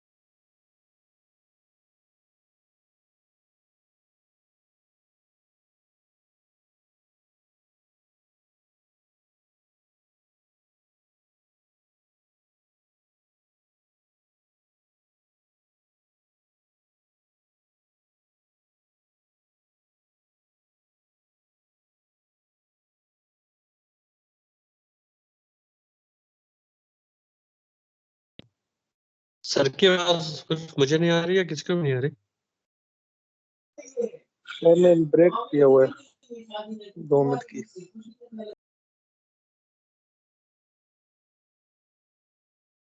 हाँ जी क्लास, आवाज आ रही है? जी सर आ रही। ठीक है, सॉरी यार वो कॉल आ गई थी और थोड़ी सी इंपॉर्टेंट थी, मुझे लेनी थी। अच्छा देखें, अब हम अनगाइडेड मीडिया को शुरू करने लगे हैं, तो इसको भी हम हल्का हल्का सा टच करेंगे। तो सबसे पहले हम देखते हैं माइक्रोवेव्स क्या है। माइक्रोवेव जो है, पहले आपने याद रखना है कि लाइन ऑफ साइट कनेक्शन इसमें जरूरी होता है। कौन बताएगा मुझे लाइन ऑफ साइट क्या होता है? लाइन ऑफ साइट ट्रांसमिशन ऐसे होती है सर ये कि आप जब इससे मतलब जो बूस्टर से निकालते हैं, जब सेंटर साइड से निकालते हैं तो बिल्कुल स्ट्रेट लाइन में आगे उसका रिसीवर होगा, तभी ये सिग्नल मतलब एयर में ट्रेवल करेगा, अदरवाइज वो उसको रिसीव नहीं होगा सही तरीके से। ये लाइन ऑफ बिल्कुल साइट नहीं है। है। देखिए जो हमारे पास ये यूज होती है ना, एक टावर से दूसरे टावर के दरमियान की कम्युनिकेशन। मैं टावर से अपने सेल फोन की बात नहीं कर रहा, एक टावर से दूसरे टावर डिश के की दरमियान की बात। कनेक्शन की बात। हाँ, तो आपने देखा होगा कि टावर पे ना काफी, एक तो टावर आपने देखना है कि काफी ऊंचाई पे लगाए जाते हैं, और दूसरी बात ये कि आपने देखा होगा एक काफी सारी जो है ना एक वर्टिकल कह लो कि एंटीनाज लगे होते हैं उस पे, और इसी तरह जो है ना कहीं 2, 4, 5, 6 जो है ना, जो एक सर्कुलर टाइप के एंटीनाज होते हैं जिसको हम रिसीवर भी बोलते हैं, वो भी लगे होते हैं। तो अब उनमें काम करने के लिए क्या होता है, उनको ये चाहिए होता है कि एक जो वर्टिकल एंटीना है और दूसरा जो मैंने सर्कुलर बताया, उनके दरमियान जो है ना किसी भी किस्म की ऑब्स्टेकल ना आए। अगर तो ऑब्स्टेकल आएगा तो उनकी जो ट्रांसमिशन है वो आपस में जो है सक्सेसफुल नहीं हो पाएगी। तो ये इस लाइन ऑफ साइट का ये मतलब है कि एक जो फेंकने वाला सिग्नल को सेंड करने वाला एंटीना है और जो दूसरा सिग्नल को रिसीव करने वाला एंटीना है, उनके दरमियान जो साइट है, या कह लो कि 1 मिनट।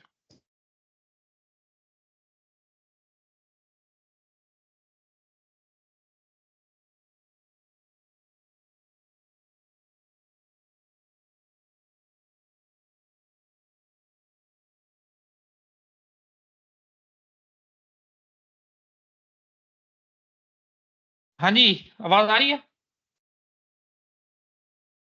जी सर आ रही है। अब भाई सर ठीक है, सॉरी यार, वो कॉल आ रही थी बीच में, वो थोड़ा सा मुझे उसको बताना था। तो ये बता रहा था कि देखो, लाइन ऑफ साइट का ये मतलब है कि एक रिसीवर है और एक सेंडर है, जो दोनों सिग्नल फेंक रहे हैं ना, उनके दरमियान किसी भी किस्म के ऑब्स्टेकल ना हो। अगर तो उनकी लाइन क्लियर है, फिर तो उनके दरमियान कनेक्शन जो है एस्टेब्लिश भी होगा और कम्युनिकेशन हो भी पाएगी। अगर उनके दरमियान कोई भी ऑब्स्टेकल है, तो उनके दरमियान जो है कम्युनिकेशन नहीं हो पाएगी। तो उसके हमें मतलब एक समझ आ गया कि अभी तो मैं 2 एंटीना की बात कर रहा था कि एक एंटीना स्पेसिफिक होगा सिग्नल को सेंड करने के लिए, और दूसरा एंटीना स्पेसिफिक होगा रिसीव करने के लिए। यानी कि जो सिग्नल सेंड कर रहा है वो रिसीव नहीं कर सकता, और जो रिसीव करेगा वो सेंड नहीं कर सकता। तो हमें पता चल गया कि यूनिकास्ट टाइप की कम्युनिकेशन होगी, कि एक सेंड कर रहा है ना, तो सिर्फ और सिर्फ आगे एक ही रिसीव करेगा, और अगर वो सेंड करेगा तो ये वाला रिसीव करेगा, इस तरह करके। डायरेक्शनल एंटीनास होंगे, क्योंकि डायरेक्शन से मुराद है कि मैंने बताया था कि उनके दरमियान डायरेक्शन सही होगी तो उनके दरमियान कम्युनिकेशन हो पाएगी, अदरवाइज नहीं। और सबसे इंपॉर्टेंट बात जो आपने माइक्रोवेव के हिसाब से याद रखनी है वो ये है कि कैन नॉट पेनिट्रेट वॉल। ये जो स्पेसिफिक हमारे पास वायरलेस कम्युनिकेशन है ना, ये वाल्स को पेनिट्रेट नहीं कर सकती। देखो, वाल्स को पेनिट्रेट करती हुई तो फिर हमें लाइन ऑफ साइट की जरूरत नहीं है। लाइन ऑफ साइट हम तब कह रहे हैं ना कि हम किसी किस्म के ऑब्स्टेकल ना है, तो वाल भी एक किस्म के ऑब्स्टेकल है। तो माइक्रोवेव्स की जो फ्रीक्वेंसी है या वेवलेंथ कह लो, वो किसी भी ऑब्स्टेकल को या वाल्स को जो है ना पेनिट्रेट नहीं कर सकती। अगर वो आएगी तो वहीं पे वो स्टॉप कर जाएगी। तो इस तरह की कम्युनिकेशन वहां पे होती है कि लेट्स से कि आपने किसी लोअर सरफेस से जो है ना हायर सरफेस तक कम्युनिकेशन करनी है, या कोई इस तरह करनी है कि एक सरफेस है और बीच में जो है ना कोई ऑब्स्टेकल काफी सारी है, कोई बिल्डिंग है या कोई पहाड़ वगैरह आ गया, जैसे आपको इलस्ट्रेशन में नजर भी आ रहा होगा। लेट्स से कि एक सिटी है और बीच में इनके दरमियान में ना कोई पहाड़ी सिलसिला है, और उसके बाद दूसरा सिटी है, लेट्स से बी है। अब आपने इन दोनों के दरमियान वायरलेस कम्युनिकेशन करवानी है, तो इसका तरीका क्या है कि जो आपके पास ये माउंटेन है या जो भी है आपके पास पीक है, इस पर आप इस तरह के एंटीना लगा दो, इन दोनों के आपस में कम्युनिकेट कर लेंगे, क्योंकि इनकी लाइन ऑफ साइट जो है वो मेंटेन हुई हुई है, और इस तरह ये और ये इस तरह आपस में कर लेंगे। तो ये तीनों जो है ना आपस में कम्युनिकेट कर सकते हैं थ्रू माइक्रोवेव्स। तो ये पुराने जमाने में यूज होता था, लेकिन अभी भी इसकी अपनी है, माइक्रोवेव्स की काफी जगह पे ये वेव्स यूज हो रही हैं। तो वैसे इसकी जगह आप जो है ना रेडियो वेव्स ने ले ली है। इसलिए मैंने बताया था कि अभी भी जो हमारे पास, क्योंकि इनकी रेंज ज्यादा होती है, जो अपने याद रखना है माइक्रोवेव्स की, काफी फासले तक ये ट्रैवल कर सकती है। तो अभी भी एक टावर जो दूसरे टावर के साथ कनेक्शन बनाता है वो माइक्रोवेव्स के साथ ही बनाता है, वो रेडियो वेव्स के साथ नहीं बनाता। रेडियो वेव्स जो है ना एक टावर अपने से सेंड करता है, और वो हमारे जो दूसरे मोबाइल वगैरह है वो रिसीव करते हैं, वो रेडियो वेव्स है। अगर एक टावर का दूसरे टावर से कनेक्शन होना है तो वो माइक्रोवेव्स के तहत होना है। या रेडियो वेव्स आ गई हैं, मैंने बता दिया था, वॉल्स को पेनिट्रेट कर सकती हैं, ओमनी डायरेक्शनल होती हैं। जैसे अभी मैं अंदर बैठा हूँ और मेरा सिग्नल वगैरह आ रहे हैं, तो टावर से आ रहे हैं, हालांकि बहुत ज्यादा बिल्डिंग्स भी हैं, तो इसका मतलब एक ऐसी वेव या ऐसा ट्रांसमिशन मीडिया है जिसके लिए कोई भी ऑब्स्टेकल मान नहीं सकती, और वो हमारे पास रेडियो वेव्स। इसकी वेवलेंथ इतनी होती है कि कोई भी जितनी भी डेंस चीज हो उसके अंदर से पेनिट्रेट कर जाती है। अच्छा, लार्ज उस तक डिस्टेंस तक ट्रेवल कर सकती है। क्यों कर सकती है? कि जो चीज भी बीच में इसके आ जाए तो उसको एक क्रॉस कर जाती है। अच्छा, दूसरी बात है पेनिट्रेट थ्रू वाल्स, ये मैंने बता दी कि वाल्स के थ्रू पेनिट्रेट कर सकती हैं। तो दो हमने देख लिया, वायरलेस मीडिया जिसके थ्रू आप ट्रैवल कर सकते हो। कैसे करते हैं वो हम आगे देखेंगे, अभी सिर्फ इनका वीडियो देखो। अच्छा, नेक्स्ट हमारे पास है ट्रांसमिशन मीडिया के बाद टोपोलॉजीज। अब ये काफी कह लो कि इंपॉर्टेंट इस लिहाज से कि आपको इनके दरमियान कुछ चीजें हैं, जैसे मैश टोपोलॉजीज में नंबर ऑफ वायर्स निकालने का फार्मूला है, तो वो आप लोगों को पता होना चाहिए। या रिंग टोपोलॉजी के अंदर टोकन रिंग क्या है, उसका काम करने का तरीका पता होना चाहिए। बाकी वैसे इसमें कोई इतनी ज्यादा कोई टेक्निकलिटीज है कोई नहीं टोपोलॉजीज में, तो हम इसको भी जल्दी से ओवरव्यू करेंगे, लेकिन जो चीजें होंगी वो हम तसल्ली से ध्यान से पढ़ेंगे। देखिए जी, सबसे पहले टोपोलॉजी होती क्या है? अब बहुत ज्यादा सुनते हो कि network topology, physical and logical arrangements of nodes and connection in a network. कि अब जब भी एक नेटवर्क बनाते हो ना, तो आप डिजाइन करते हो कि यार यहाँ पे कंप्यूटर आएगा, यहाँ पे कंप्यूटर आएगा, यहाँ पे राउटर आएगा, यहाँ पे स्विच आएगी, ये कंप्यूटर किसी ना किसी फॉर्म में आप उसको पहले स्केच करते हो और फिर उसको एक्चुअल इंप्लीमेंट करते हो। तो जो एक्चुअल में इंप्लीमेंट हुई हुई है, फिजिकल आपकी जो अरेंजमेंट बन गई है किसी भी नेटवर्क की, उसी को टोपोलॉजी बोलते हैं। कंप्यूटर या कोई भी डिवाइसेस एक नेटवर्क में आपस में किस तरह से कनेक्टेड, तो वो आपकी जो है ना टोपोलॉजी, जो अरेंजमेंट है, सॉरी, वो टोपोलॉजी कहलाती है। अब हम देखते हैं कितने तरीकों से जो है ना आप अपने नेटवर्क्स में किसी भी डिवाइस को कनेक्ट कर सकते हो। तो सबसे सिंपलेस्ट फॉर्म है हमारे पास बस टोपोलॉजी, जब हम देखेंगे बस क्या है। उसके बाद हम देखेंगे कि रिंग टोपोलॉजी क्या है, स्टार टोपोलॉजी क्या है। तो हमारे पास मेन जो है ना टोपोलॉजी वो ये तीन ही है, बस टोपोलॉजी, रिंग भी बस का ही एक एक्सटेंशन है, मैं बताऊंगा कैसे, स्टार टोपोलॉजी, और आखिर में मैश टोपोलॉजी। ये तीन हमारे पास मेन टोपोलॉजीज हैं, और रिंग जो है वो बस के थ्रू ही बनती है, वो बताऊं कैसे बनती है। इसके बाद ट्री टोपोलॉजी है, ये कोई अलग से टोपोलॉजी नहीं है, ये हमारे पास एक बस टोपोलॉजी, उसके आगे जो है ना स्टार टोपोलॉजी को हमने इकट्ठा किया होता है, तो ट्री टोपोलॉजी बन जाती है। और हाइब्रिड टोपोलॉजी कोई भी 2 3 4 जितनी भी आपने ऊपर टोपोलॉजीज पढ़ी है, इनमें से कोई एक को उठा के जो है ना किसी के साथ मिला दो तो हाइब्रिड बन जाती है। क्यों बन जाती है? क्योंकि नेटवर्क जैसे जैसे हम डील करते रहेंगे हमें पता चलेगा कि नेटवर्क बहुत ज्यादा जो है ना कम्प्लेक्स होता है। वहाँ पे कोई एक सिंपल टोपोलॉजी कभी भी वर्क नहीं करती, आपको मल्टीपल टोपोलॉजीज लगा के अपने हिसाब से जो है ना एक स्ट्रक्चर बनाना पड़ता है। तो हम देखेंगे कि अपने हिसाब से स्ट्रक्चर से क्या मुराद है, ट्री टोपोलॉजी कब बनती है या हाइब्रिड कब बनती है। तो हम बारी बारी इनको देखते हैं कि ये क्या है। तो सबसे पहले देखो बस टोपोलॉजी, आपको इलस्ट्रेशन में या पिक्चर में नजर भी आ रहा होगा। देखो एक जो है ना इसमें मेन वायर होती है, काफी थिक वायर होती है, वो आपने जो है ना आपने नेटवर्क में दरमियान बिछा दी होती है। इस केबल को जो मैंने बता दिया है थिक वायर भी बोलते हैं या बैकबोन केबल बोलते हैं। ये पूरे नेटवर्क की रीढ़ की हड्डी है, बैकबोन। अच्छा, फिर आपने ये बिछा दी, फिर आपने क्या करना है? आपने जो है ना हर जो भी कंप्यूटर या डिवाइस कनेक्ट करनी है ना, उसमें से एक वायर निकालनी है और उसको थिक वायर के साथ कनेक्ट कर दें। यहाँ से निकाली, थिक वायर के साथ कनेक्ट कर दी, आप कनेक्ट हो गए। तो जो ये वायर जो आपने निकाली है, इसको आप लिंक भी बोलते हो, कल मैंने लिंक में और चैनल में फर्क बताया था, या ड्रॉप केबल भी बोल सकते हो। तो बैकबोन केबल क्या है और ड्रॉप केबल क्या है, ये पीपीएससी के एमसीक्यूज के हवाले से इंपॉर्टेंट है, ये आपको पता होना चाहिए। तो ये बिल्कुल ऐसा ही है जैसे आपने अगर आप कभी घर की वायरिंग होते हुए देखी है ना, तो आपके मीटर से जो है हमेशा एक वायर आके आपके डिस्ट्रीब्यूशन बॉक्स तक आती है। फिर आपके डिस्ट्रीब्यूशन बॉक्स से जो है एक थोड़ी सी मोटी वायर जो है ना आपके कमरे तक आती है। कमरे में आने के बाद जो है ना पूरे आपके जितनी भी कह लो कि रूफ या सीलिंग है उसके अंदर जो है ना घुमा दी जाती है। अब आपने जितने भी बल्ब लगाने हैं, जितने भी पंखे वगैरह लगाने हैं ना किसी भी कमरे में, तो आप क्या करते हो कि उस जो वायर आप घूमी हुई होती है उसमें से एक कनेक्शन बनाते हो और उसके साथ जो है ना बल्ब लगा देते हो। इसी तरह जहाँ पे आपने दूसरा बल्ब लगाना है वहां से उसको थोड़ा सा कट करोगे, वहां पे एक नया वायर, छोटी वायर जो लगाओगे और उसके साथ बल्ब को लगा दो।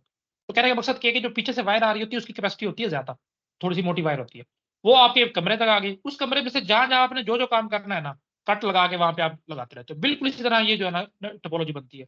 आप शुरू में एक जो है एक मोटी वायर बिछा देते हो, जहां पे आपने कोई कंप्यूटर कनेक्ट करना है उसके साथ आप कनेक्शन बनाओगे कनेक्टर के साथ, और वहां पे जो है ना कंप्यूटर को अटैच कर दो। अब इसमें क्या होता है अगर किसी भी कंप्यूटर ने, लेट्स से कि मैं यहाँ पे बता देता हूँ, अब इसको बस इसलिए कहते हैं क्योंकि इसकी शक्ल जो है ना बस की तरह है। जैसे आपने देखा ना बस, बात ये नहीं कि वो मतलब ये हॉरिजॉन्टल कह लो या फैली हुई कह लो कि काफी सारी इस तरह है कि जैसे बस बनी होती है, इसलिए इसको जो है ना हमने बस टोपोलॉजी का नाम दिया। अब क्या है कि लेट्स से ये कंप्यूटर ए है, ये बी है, ये हमने जो है ना इस तरह अपनी जैसे हमने पढ़ा है इसके थ्रू कनेक्ट कर दी।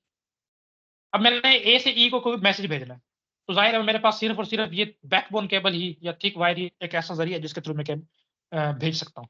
वही बात है कि ए ने जो है ना इसमें अपना जो भी मैसेज होगा वो उसमें ड्रॉप कर देगा। अब ये मैसेज जो है ना इसी वायर के थ्रू ट्रेवल करेगा, तो ये बी के पास भी जाएगा, सी के पास भी जाएगा, डी के पास भी जाएगा और ई के पास भी जाएगा, यानी कि ब्रॉडकास्ट होगा। अब हर बंदा जो है जैसे मैंने कल बताया था वो अपने डेस्टिनेशन एड्रेस के साथ मैच करेगा, जिसके साथ मैच करेगा सिर्फ वही कंप्यूटर इसको ओपन करेगा या कह लो रिसीव करेगा, बाकी डिस्कार्ड कर देगा।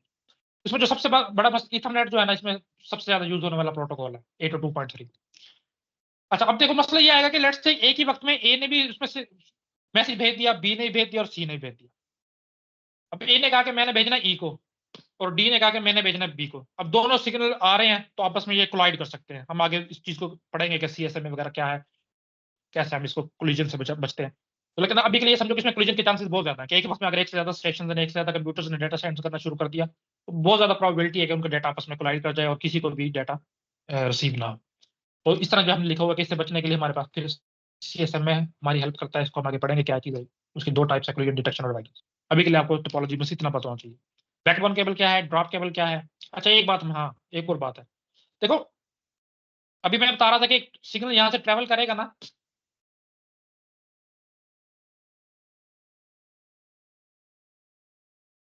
तो ट्रेवल करता हुआ पूरी बैकबोन केबल में जाएगा और यहाँ तक कि वो एंड तक पहुंच जाएगा। देखो एंड के बाद अगर आपने कोई प्रिकॉशन ना की तो यहाँ पे वो स्पार्क करता रहेगा। तो बस टोपोलॉजी में जो है ना दोनों एंड पे एक एक डिवाइस लगी होती है जिसको आप टर्मिनेटर बोलते हो, या कहीं पे आप इसको रिपीटर भी सुनोगे कि रिपीटर लगा हुआ। इसका काम क्या होता है कि जो सिग्नल ट्रेवल करके आ रहा होता है उसको मजीद या आगे ना भेजे, आगे ट्रेवल ना करे, स्पार्क ना करने तो उसको जज़ब कर ले, उसको टर्मिनेटर या रिपीटर भी बोलते हैं। ये भी एक दफा आ चुका है कि एंड पे जो डिवाइस लगी होती है उसका काम क्या है, सिग्नल उसको जज़ब करना, उसको टर्मिनेटर या रिपीटर बोलते हैं। तो ये एमसीक्यूज के हवाले से इसमें इंपॉर्टेंट चीजें थी बस टोपोलॉजी में। इसमें कोई इतना ज्यादा मुश्किल है नहीं, जिसमें मुश्किल होगा उसको हम मजीद तसल्ली से डिस्कस करेंगे। आगे हमारे पास रिंग टोपोलॉजी है, तो मैंने बताया था कि हम है एक्चुअली ये बस्ट टोपोलॉजी। हमने इसको रिंग टोपोलॉजी कैसे बनाया, देखो अभी हम देख रहे थे पीछे बस्ट टोपोलॉजी के दो एंड थे, एक ये एंड जिसको मैं दोबारा से आपको दिखा के ए लिख रहा हूँ, ये ए एंड है, और एक ये एंड था जिसको मैं बोल रहा था बी एंड।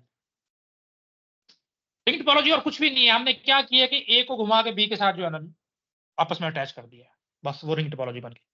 अभी आप देख लो कि बिल्कुल इसी यही चीज होगी, इसी तरह एक बिग या थिक वायर होगी, वही आप सारे नेटवर्क में से घूमी हुई होगी और हर किसी ने उसी के साथ अपना कनेक्शन बनाया होगा, तो आपको नजर भी आ रहा होगा, देखिए रिंग टोपोलॉजी।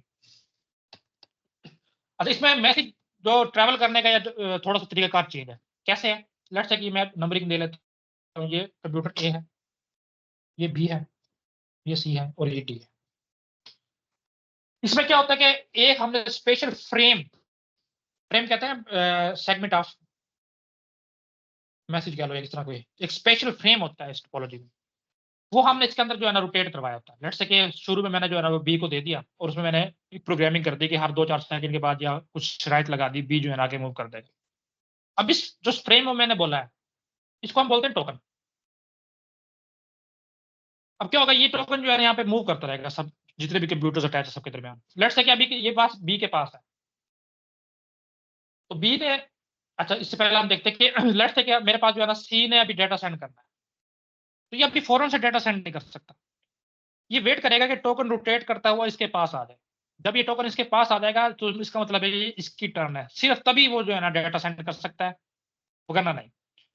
और देखो अगर किसी स्टेशन ने के पास डाटा सेंड करने के लिए नहीं है तो वो अपने पास टोकन को होल्ड करके नहीं बैठेगा। लेट्स से कि बी के पास अभी करंटली है टोकन और बी के पास कोई डाटा नहीं है जिसने आगे किसी को सेंड करना है, तो बी फौरन से जो है ना ये टोकन जो है ना, लेट्स से ये डिवाइस है मेरे पास ई को पास कर देगा। बिल्कुल इसी तरह अगर तो ई के पास कोई डाटा हुआ सेंड करने के लिए तो ये जो सेंड कर देगा इसके दौरान, अगर इसके पास नहीं है तो ये टोकन को होल्ड नहीं करेगा, ये टोकन नीचे सी को मूव कर देगा। हम अभी मान के चल रहे थे कि सी के पास ऑलरेडी कुछ डाटा था सेंड करने के लिए, तो जैसे सी के पास टोकन आया तो अब आगे दो तरीके हैं, या तो ये कि ये टोकन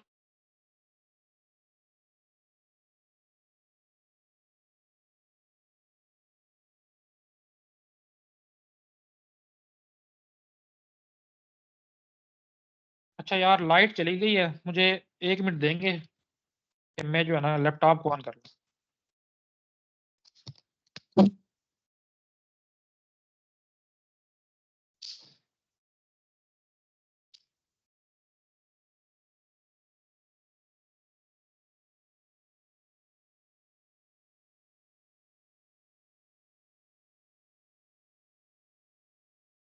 अच्छा तब तक लैपटॉप ऑन हो मैं आप लोगों को बता देता हूँ। तो देखो जिसके पास अब इसके पास टोकन आ गया ना, आवाज आ रही है आपको आप लोगों को मेरी? जी सर। Yes sir. ठीक है, तो टोकन आ गया तो उसके बाद दो तरीके कार हैं, एक तो ये कि उसी टोकन के साथ सी जो है ना अपना मैसेज अटैच कर दे, या फिर दूसरा तरीका ये कि सी टोकन को अपने पास होल्ड करे और मैसेज जो है ना अलग से सेंड कर दे उसी बैकबोन केबल जो हमारे पास मेन केबल उसके अंदर, तो इस तरह मैसेज जो है वो अंदर आ जाएगा और वो भी रोटेट करना शुरू कर। स्लाइड शो तब होगी जब लैपटॉप ऑन होगा, सिर्फ मुझे 1 मिनट देते, मैं बता रहा हूँ कि अभी लाइट चलेगी और मैं इसको ऑन कर रहा हूँ।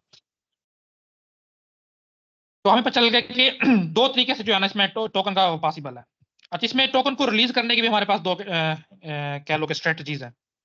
एक स्ट्रेटजीज तो ये है कि जैसे सी की मैं एग्जांपल दे रहा था कि सी ने जो है ना होल्ड कर लिया टोकन और उसने डाटा जो है ना टोकन के साथ ही अटैच कर दिया या अलग से सेंड कर दिया, हम मान के चल रहे हैं चलो अलग से सेंड कर दिया। अलग से सेंड करने के बाद एक स्ट्रेटजी ये है कि वो टोकन को फौरी तौर पर रिलीज करके आगे मूव कर दे, और दूसरा ये है कि वो टोकन को होल्ड करके रखे, लेट्स से कि सी ने डाटा भेजना था ए को, कोई डिवाइस होगा, यहां तक कि ए के पास से दोबारा से एक्नॉलेजमेंट सी के पास ना आ जाए, हाँ कि डाटा रिसीव हो गया। अगर तो सी के पास एक्नॉलेजमेंट आ जाएगी फिर सी जो है ना वो टोकन को रिलीज करेगा, अदरवाइज वो पकड़ के बैठा रहेगा। तो फौरी तौर पे भी टोकन को रिलीज किया जा सकता है या तब तक होल्ड किया जा सकता है जब तक कि रिसीवर की तरफ से हमारे पास एक्नॉलेजमेंट ना आ जाए। तो ये दोनों स्ट्रेटजीज हैं रिंग टोपोलॉजी की और टोकन रिंग की स्पेशली।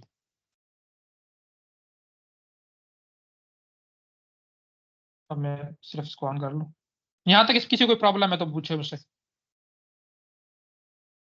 सर ये सर रिपीट जी कर दें टोकन लास्ट पॉइंट। इंफॉर्मेशन होती है, तो आप क्या कह रहे कह हैं कि रहे हो? फ्रेम टोकन में जी। किस किस्म की इंफॉर्मेशन होती है? टोकन एक सिंपल जो है ना हमारे पास एक मैसेज सिग्नल कह लो, कैसे? सिग्नल कह लो, होता जी असल में वो सर। फ्रेम है, यानी फ्रेम से बात है कि डाटा का टुकड़ा होता है, कोई छोटा सा सेगमेंट होता है, वो जी ट्रैवल कर रहा सर। होता है। अच्छा क्या रिपीट करना है, कौन पूछ रहा था?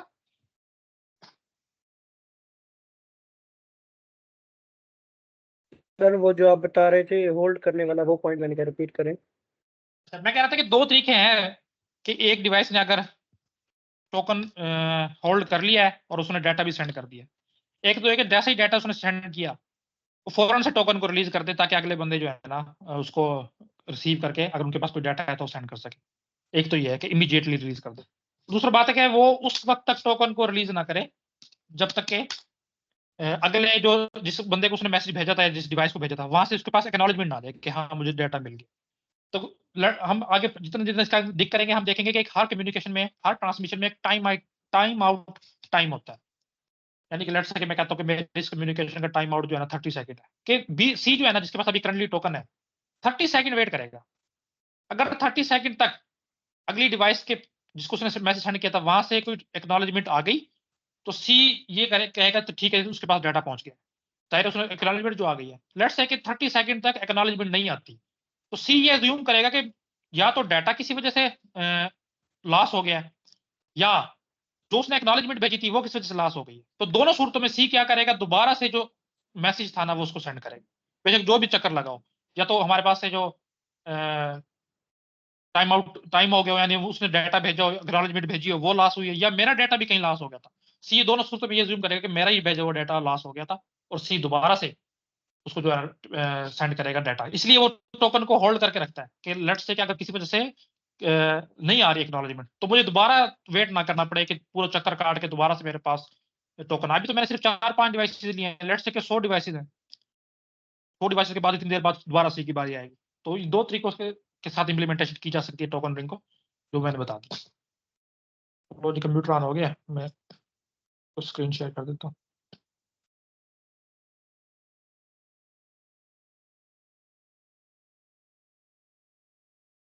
हाँ जी स्क्रीन शो हो गई है। जी सर। जी सर। ये छोटी छोटी चीजें होती हैं यार जो अनअवॉइडेबल होती हैं। अब काफी दिनों से बिजली जा रही होती तो मैं अब पीसी पे शिफ्ट हो गया हूँ क्योंकि इसकी स्पीड थोड़ी सी अच्छी है और ऑपरेट करना आसान है। नेक्स्ट हमारे पास है स्टार टोपोलॉजी। ये हम पहले भी स्विचेस के दौरान देख चुके हैं, मजीद इसको जो है ना आज हम देख लेंगे अगर कोई इसमें चीज रहती है।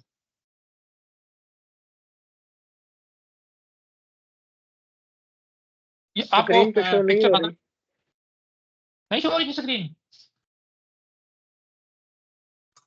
हो रही है सर हो रही है। मुझे ना मोबाइल पे आ रही ना लैपटॉप पे। अच्छा मैं दोबारा कर देता हूँ, लीव करके रीजॉइन करें, शो हो जाएगी। मैं एक मिनट दोबारा कर देता हूँ। हाँ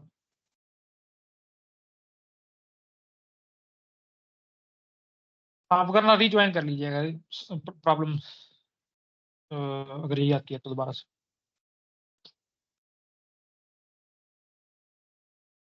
नेक्स्ट हमारे पास है स्टार टोपोलॉजी।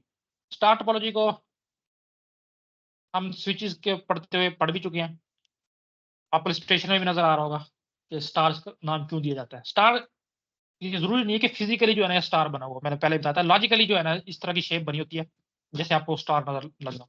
क्या होता है कि एक सेंट्रल डिवाइस होती है, वो हब भी हो सकती है, स्विच भी हो सकती है, राउटर भी हो सकता है कोई। लेट्स से कि एक वायर के साथ मैंने स्विच को हैंग कर दिया, मैं आपको ये बताना चाह रहा हूँ कि जरूरी नहीं है कि स्टार वो बने। और ये मेरे एक कंप्यूटर पड़े यहाँ पे इस तरह, वैसे 4 कंप्यूटर। तो मैं क्या करूंगा, इस कंप्यूटर को भी इस डिवाइस के साथ अटैच कर दूंगा, इस कंप्यूटर को भी इस डिवाइस के साथ अटैच कर दूंगा, इस कंप्यूटर को भी इस डिवाइस के साथ अटैच कर दूंगा और इस कंप्यूटर को भी इस डिवाइस के साथ अटैच कर दूंगा। तो इस तरह की जो अरेंजमेंट बनेगी उसको हम स्टार टोपोलॉजी कहते हैं। क्यों? देखो इसमें जितनी भी कम्युनिकेशन होगी ना इस डिवाइस के थ्रू होगी, इसलिए हम जो कहते हैं कि मरकजी या कह लो कि अहम इंपॉर्टेंट डिवाइस ये है, सेंट्रल डिवाइस। लेट्स से कि ये पहला कंप्यूटर है ए और लास्ट है सी। अब ए ने ना कोई भी मैसेज सी को भेजना है, ये अच्छा ये बात रखनी है टोपोलॉजी हम सिर्फ लोकल एरिया नेटवर्क के थ्रू अभी उसमें देख रहे हैं, ज्योग्राफिकल एरिया। तो एक कंप्यूटर उसने सी को कोई मैसेज भेजना है और लेट्स से कि ये सेम रूम के अंदर ही है, तो वो डायरेक्ट किसके पास कोई तरीका आने का भेज है, कोई भी डायरेक्ट कनेक्शन नहीं, जैसे हम या ना इनके दरमियान कोई एक वायरस बिछी हुई जैसे जो हमने पहले बस में या रिंग में देखी थी। तो ए क्या करेगा, ए अपना मैसेज भेजेगा इस सेंट्रल डिवाइस को, लेट्स से मैं इसको एच कह लेता हूँ कि डिवाइस एच चाहिए। अब ये डिवाइस पे डिपेंड करता है कि डिवाइस कितनी इंटेलिजेंट लगी हुई है। अगर तो ये लगी हुई है हब, जैसे कल अभी हमने पढ़ी थी, तो क्या ये करेगी, तो ये सी को भी मैसेज सेंड कर देगी, बी को भी, डी को भी और ए को भी। अब जिसके लिए मैसेज इंटेंडेड होगा वो अपने डेस्टिनेशन एड्रेस मैच करके उसको ओपन कर लेगा और बाकी डिस्कार्ड कर देगा। और अगर तो यहाँ पे लगा हुआ है स्विच, स्विच थोड़ी सी इंटेलिजेंट होती है। क्यों, कैसे इंटेलिजेंट होती है, उसने अपने ऊपर एक जो है ना टेबल बनाया होता है, यहाँ पे होता है एड्रेस और उस पर ये लेट्स दूसरा होगा 9। तो जैसे ही आप कोई भी डिवाइस स्विच के साथ अटैच करते हो ना, तो स्विच सबसे पहले उसका एड्रेस देखती है क्या है, एड्रेस नंबर उसका आईपी एड्रेस, ये मैक एड्रेस। लेट्स इसका मैं कहता हूं मैक एड्रेस जो है ना कंप्यूटर 1 का M1 है। जैसे ही आपने कंप्यूटर M1 को इसके साथ अटैच किया तो इसने लर्न कर लिया कि इसका एड्रेस M1 है और इसने इसको नाम दे दिया अपनी तरफ से, लेट्स ये कंप्यूटर A है, कि मुझे पता चल गया कि इस कंप्यूटर का एड्रेस M1 है। इसी तरह जब आपने C को अटैच किया होगा तो उसने कह दिया होगा कि इसका एड्रेस है M2 और इसका नाम है C। अब जब A, इस तरह उसने सब बाकी कंप्यूटर्स के लिए भी टेबल बनाया होगा, A जब मैसेज भेजेगा ना तो मैसेज तो भेजेगा ही भेजेगा, वो साथ में सोर्स मैक एड्रेस में SM लिख रहा हूं और डेस्टिनेशन मैक एड्रेस में DM लिख रहा हूं, ये दोनों चीजें भी लिखेगा। सोर्स मैक एड्रेस में वो लिखेगा अपना मैक एड्रेस, लेट्स से मैं कह देता हूं M1, और डेस्टिनेशन मैक एड्रेस में वो लिखेगा जिसको इसने मैसेज डिवाइस को भेजना है, लेट्स से उसने लिख दिया यहाँ पे M2। ये इसको ए को कैसे पता है इसका मैसेज, इसका एड्रेस क्या है, कैसे पता चलता है, ये हम आगे देखेंगे सारा कुछ। अभी के लिए आप मानते हैं कि इनको पता है। तो अब इसने भेजना है लेट्स से इस हब को, तो हब के पास चला गया। अब हब क्या करेगी, बाकी सॉरी स्विच को, अब तो सबको सेंड कर देती है, हम स्विच को देख रहे हैं। अब स्विच सबको सेंड नहीं करेगी जैसे हब करती है, वो अपने टेबल के साथ कंसल्ट करेगी, कहेगी यार देखो ये मैसेज मैंने भेजना है जिसका डेस्टिनेशन एड्रेस है M2, तो मुझे बताओ कि M2 एड्रेस का नाम क्या है।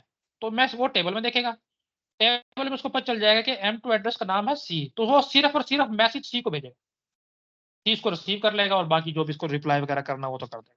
तो इंटेलिजेंस से मुराद ये है कि इसके पास अब इतनी अक्ल आ गई है कि हब की तरह आने वाला सबको सेंड नहीं कर देती, यानी कि ब्रॉडकास्ट नहीं करती, सिर्फ और सिर्फ यूनिकास्ट करती है स्विच जो है हमारे पास। तो वही ये दूसरे पॉइंट पे लिखा हुआ था कि हब भी हो सकती है, हब का काम हम पहले भी देख चुके थे। आज हमने स्विच का भी देख लिया कि स्विच कैसे अपने आप को इंटेलिजेंट बनाती है और कुछ भी नहीं करती, सिर्फ और सिर्फ वो क्या करती है, एक टेबल मेंटेन करती है, जो भी कंप्यूटर उसके साथ अटैच होता रहता है उसका वो एड्रेस वगैरह कंट्रोल करती रहती है।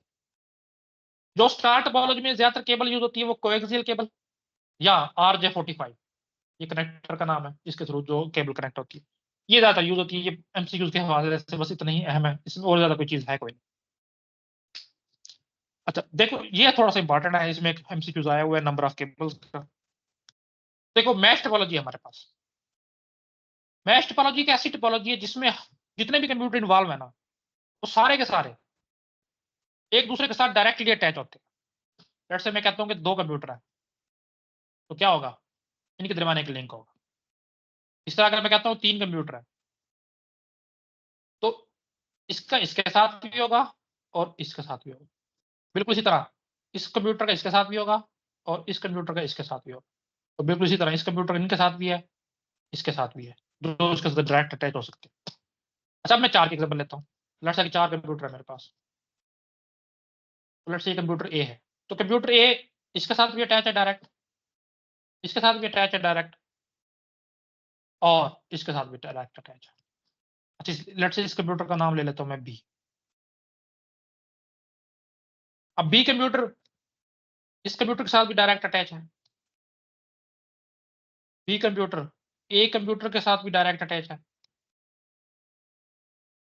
और इसी तरह B कंप्यूटर ये जो आखिरी कंप्यूटर इसके साथ भी डायरेक्ट अटैच है और बाकी इसी तरह हम कंप्लीट कर लेंगे। तो कहने का मतलब ये कि जितने भी टोपोलॉजी में कंप्यूटर इन्वॉल्व होंगे वो सारे के सारे एक दूसरे के साथ अटैच हुए होंगे। अब जो क्वेश्चन यहाँ पे आता है ना वो ये होता है कि मैश टोपोलॉजी में किसी भी डिवाइस को कनेक्ट करने के लिए कितनी नंबर ऑफ केबल्स चाहिए, तो इसलिए मैंने 2-3 अलग से बनाए। तो लेट्स से देखो बी को अगर हमने बाकी सारे कंप्यूटर के साथ अटैच करना है तो हमें कितनी केबल्स दरकार होंगी, बताओ जी।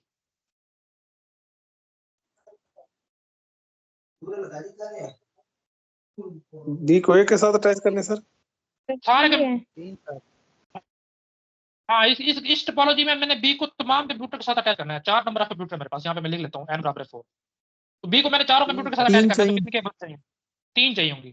3 चाहिए। ठीक है। और इसमें जो ये वाली टोपोलॉजी है सेकंड वाली थी, इसमें मुझे बताओ कि लेट्स से ये कंप्यूटर ए है, इस ए को मैंने बाकी तमाम डिवाइस के साथ कनेक्ट करना है, तो मुझे कितनी केबल चाहिए होंगी? 2 सर।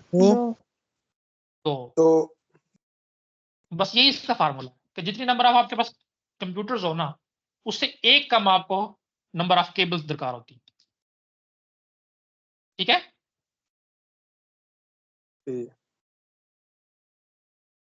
इसका निकालने का फार्मूला ये है, इस फार्मूले से आप निकाल सकते हो।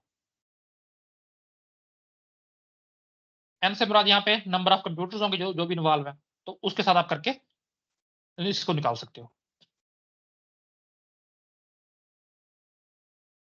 अच्छा देखो, नेक्स्ट हमारे पास है ट्री टोपोलॉजी। मैंने बताया था कि मेन टोपोलॉजी हमारे पास 3 ही है, रिंग को भी हम जबरदस्ती चौथी बनाते हैं, लेकिन है 3 ही हमारे पास। और उसके बाद जो बाकी ट्री टोपोलॉजी है, और एक सिंपल टोपोलॉजी के नाम से भी आई होती है, लेकिन वो कोई टोपोलॉजी है नहीं, और ये हाइब्रिड टोपोलॉजी है, ये नहीं बाकी टोपोलॉजीज का मिक्सचर है। तो ट्री टोपोलॉजी जो है ना, तो पहले ये क्या होगा कि हमारे पास एक बस टोपोलॉजी होगी, उसमें से आपने जो है ना स्टार टोपोलॉजी निकाली हुई होगी। अब ये क्यों होता है, इसका क्या मकसद है, हम देखते हैं।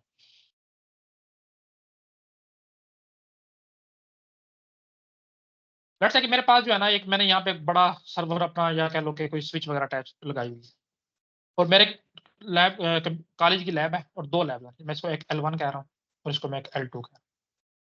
मैंने यहाँ क्या किया कि यहाँ से एक जो बड़ी वायर जो सारे कंप्यूटर्स को इंटरनेट प्रोवाइड करेगी वो निकाली, उसका एक कनेक्शन जो है ना मैंने L1 में दे दिया, और एक कनेक्शन जो है ना मैंने लैब 2 में दे दिया। अब जितने भी लोकल नेटवर्क हैं ज्यादातर वहाँ पे स्टार टोपोलॉजी चलती है, आपको पता ही है। यहाँ पे लेट्स से के अंदर 50 कंप्यूटर है, 50 कंप्यूटर को मैंने क्या किया कि एक स्विच लगाई और सबको आपस में कनेक्ट करवा दिया।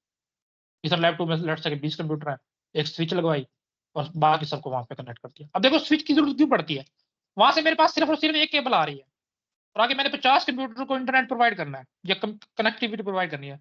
तो ये जो एक मेन डिवाइस है ना, इसके पोर्ट्स ज्यादा से ज्यादा 8 पोर्ट होंगे, ज्यादा से ज्यादा हुई तो 16 होंगी, इससे ज्यादा नहीं होगी।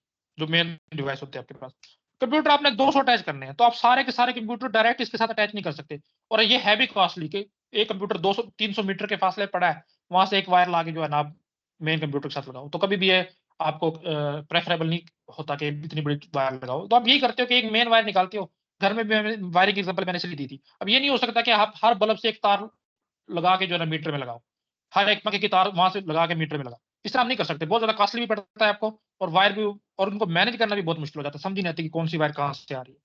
तो अब यही करते हो, एक मोटी वायर वहां से निकालते हो और उसके साथ सारे कनेक्शन करते हो। तो यही बात मैंने यहाँ पे बताई है।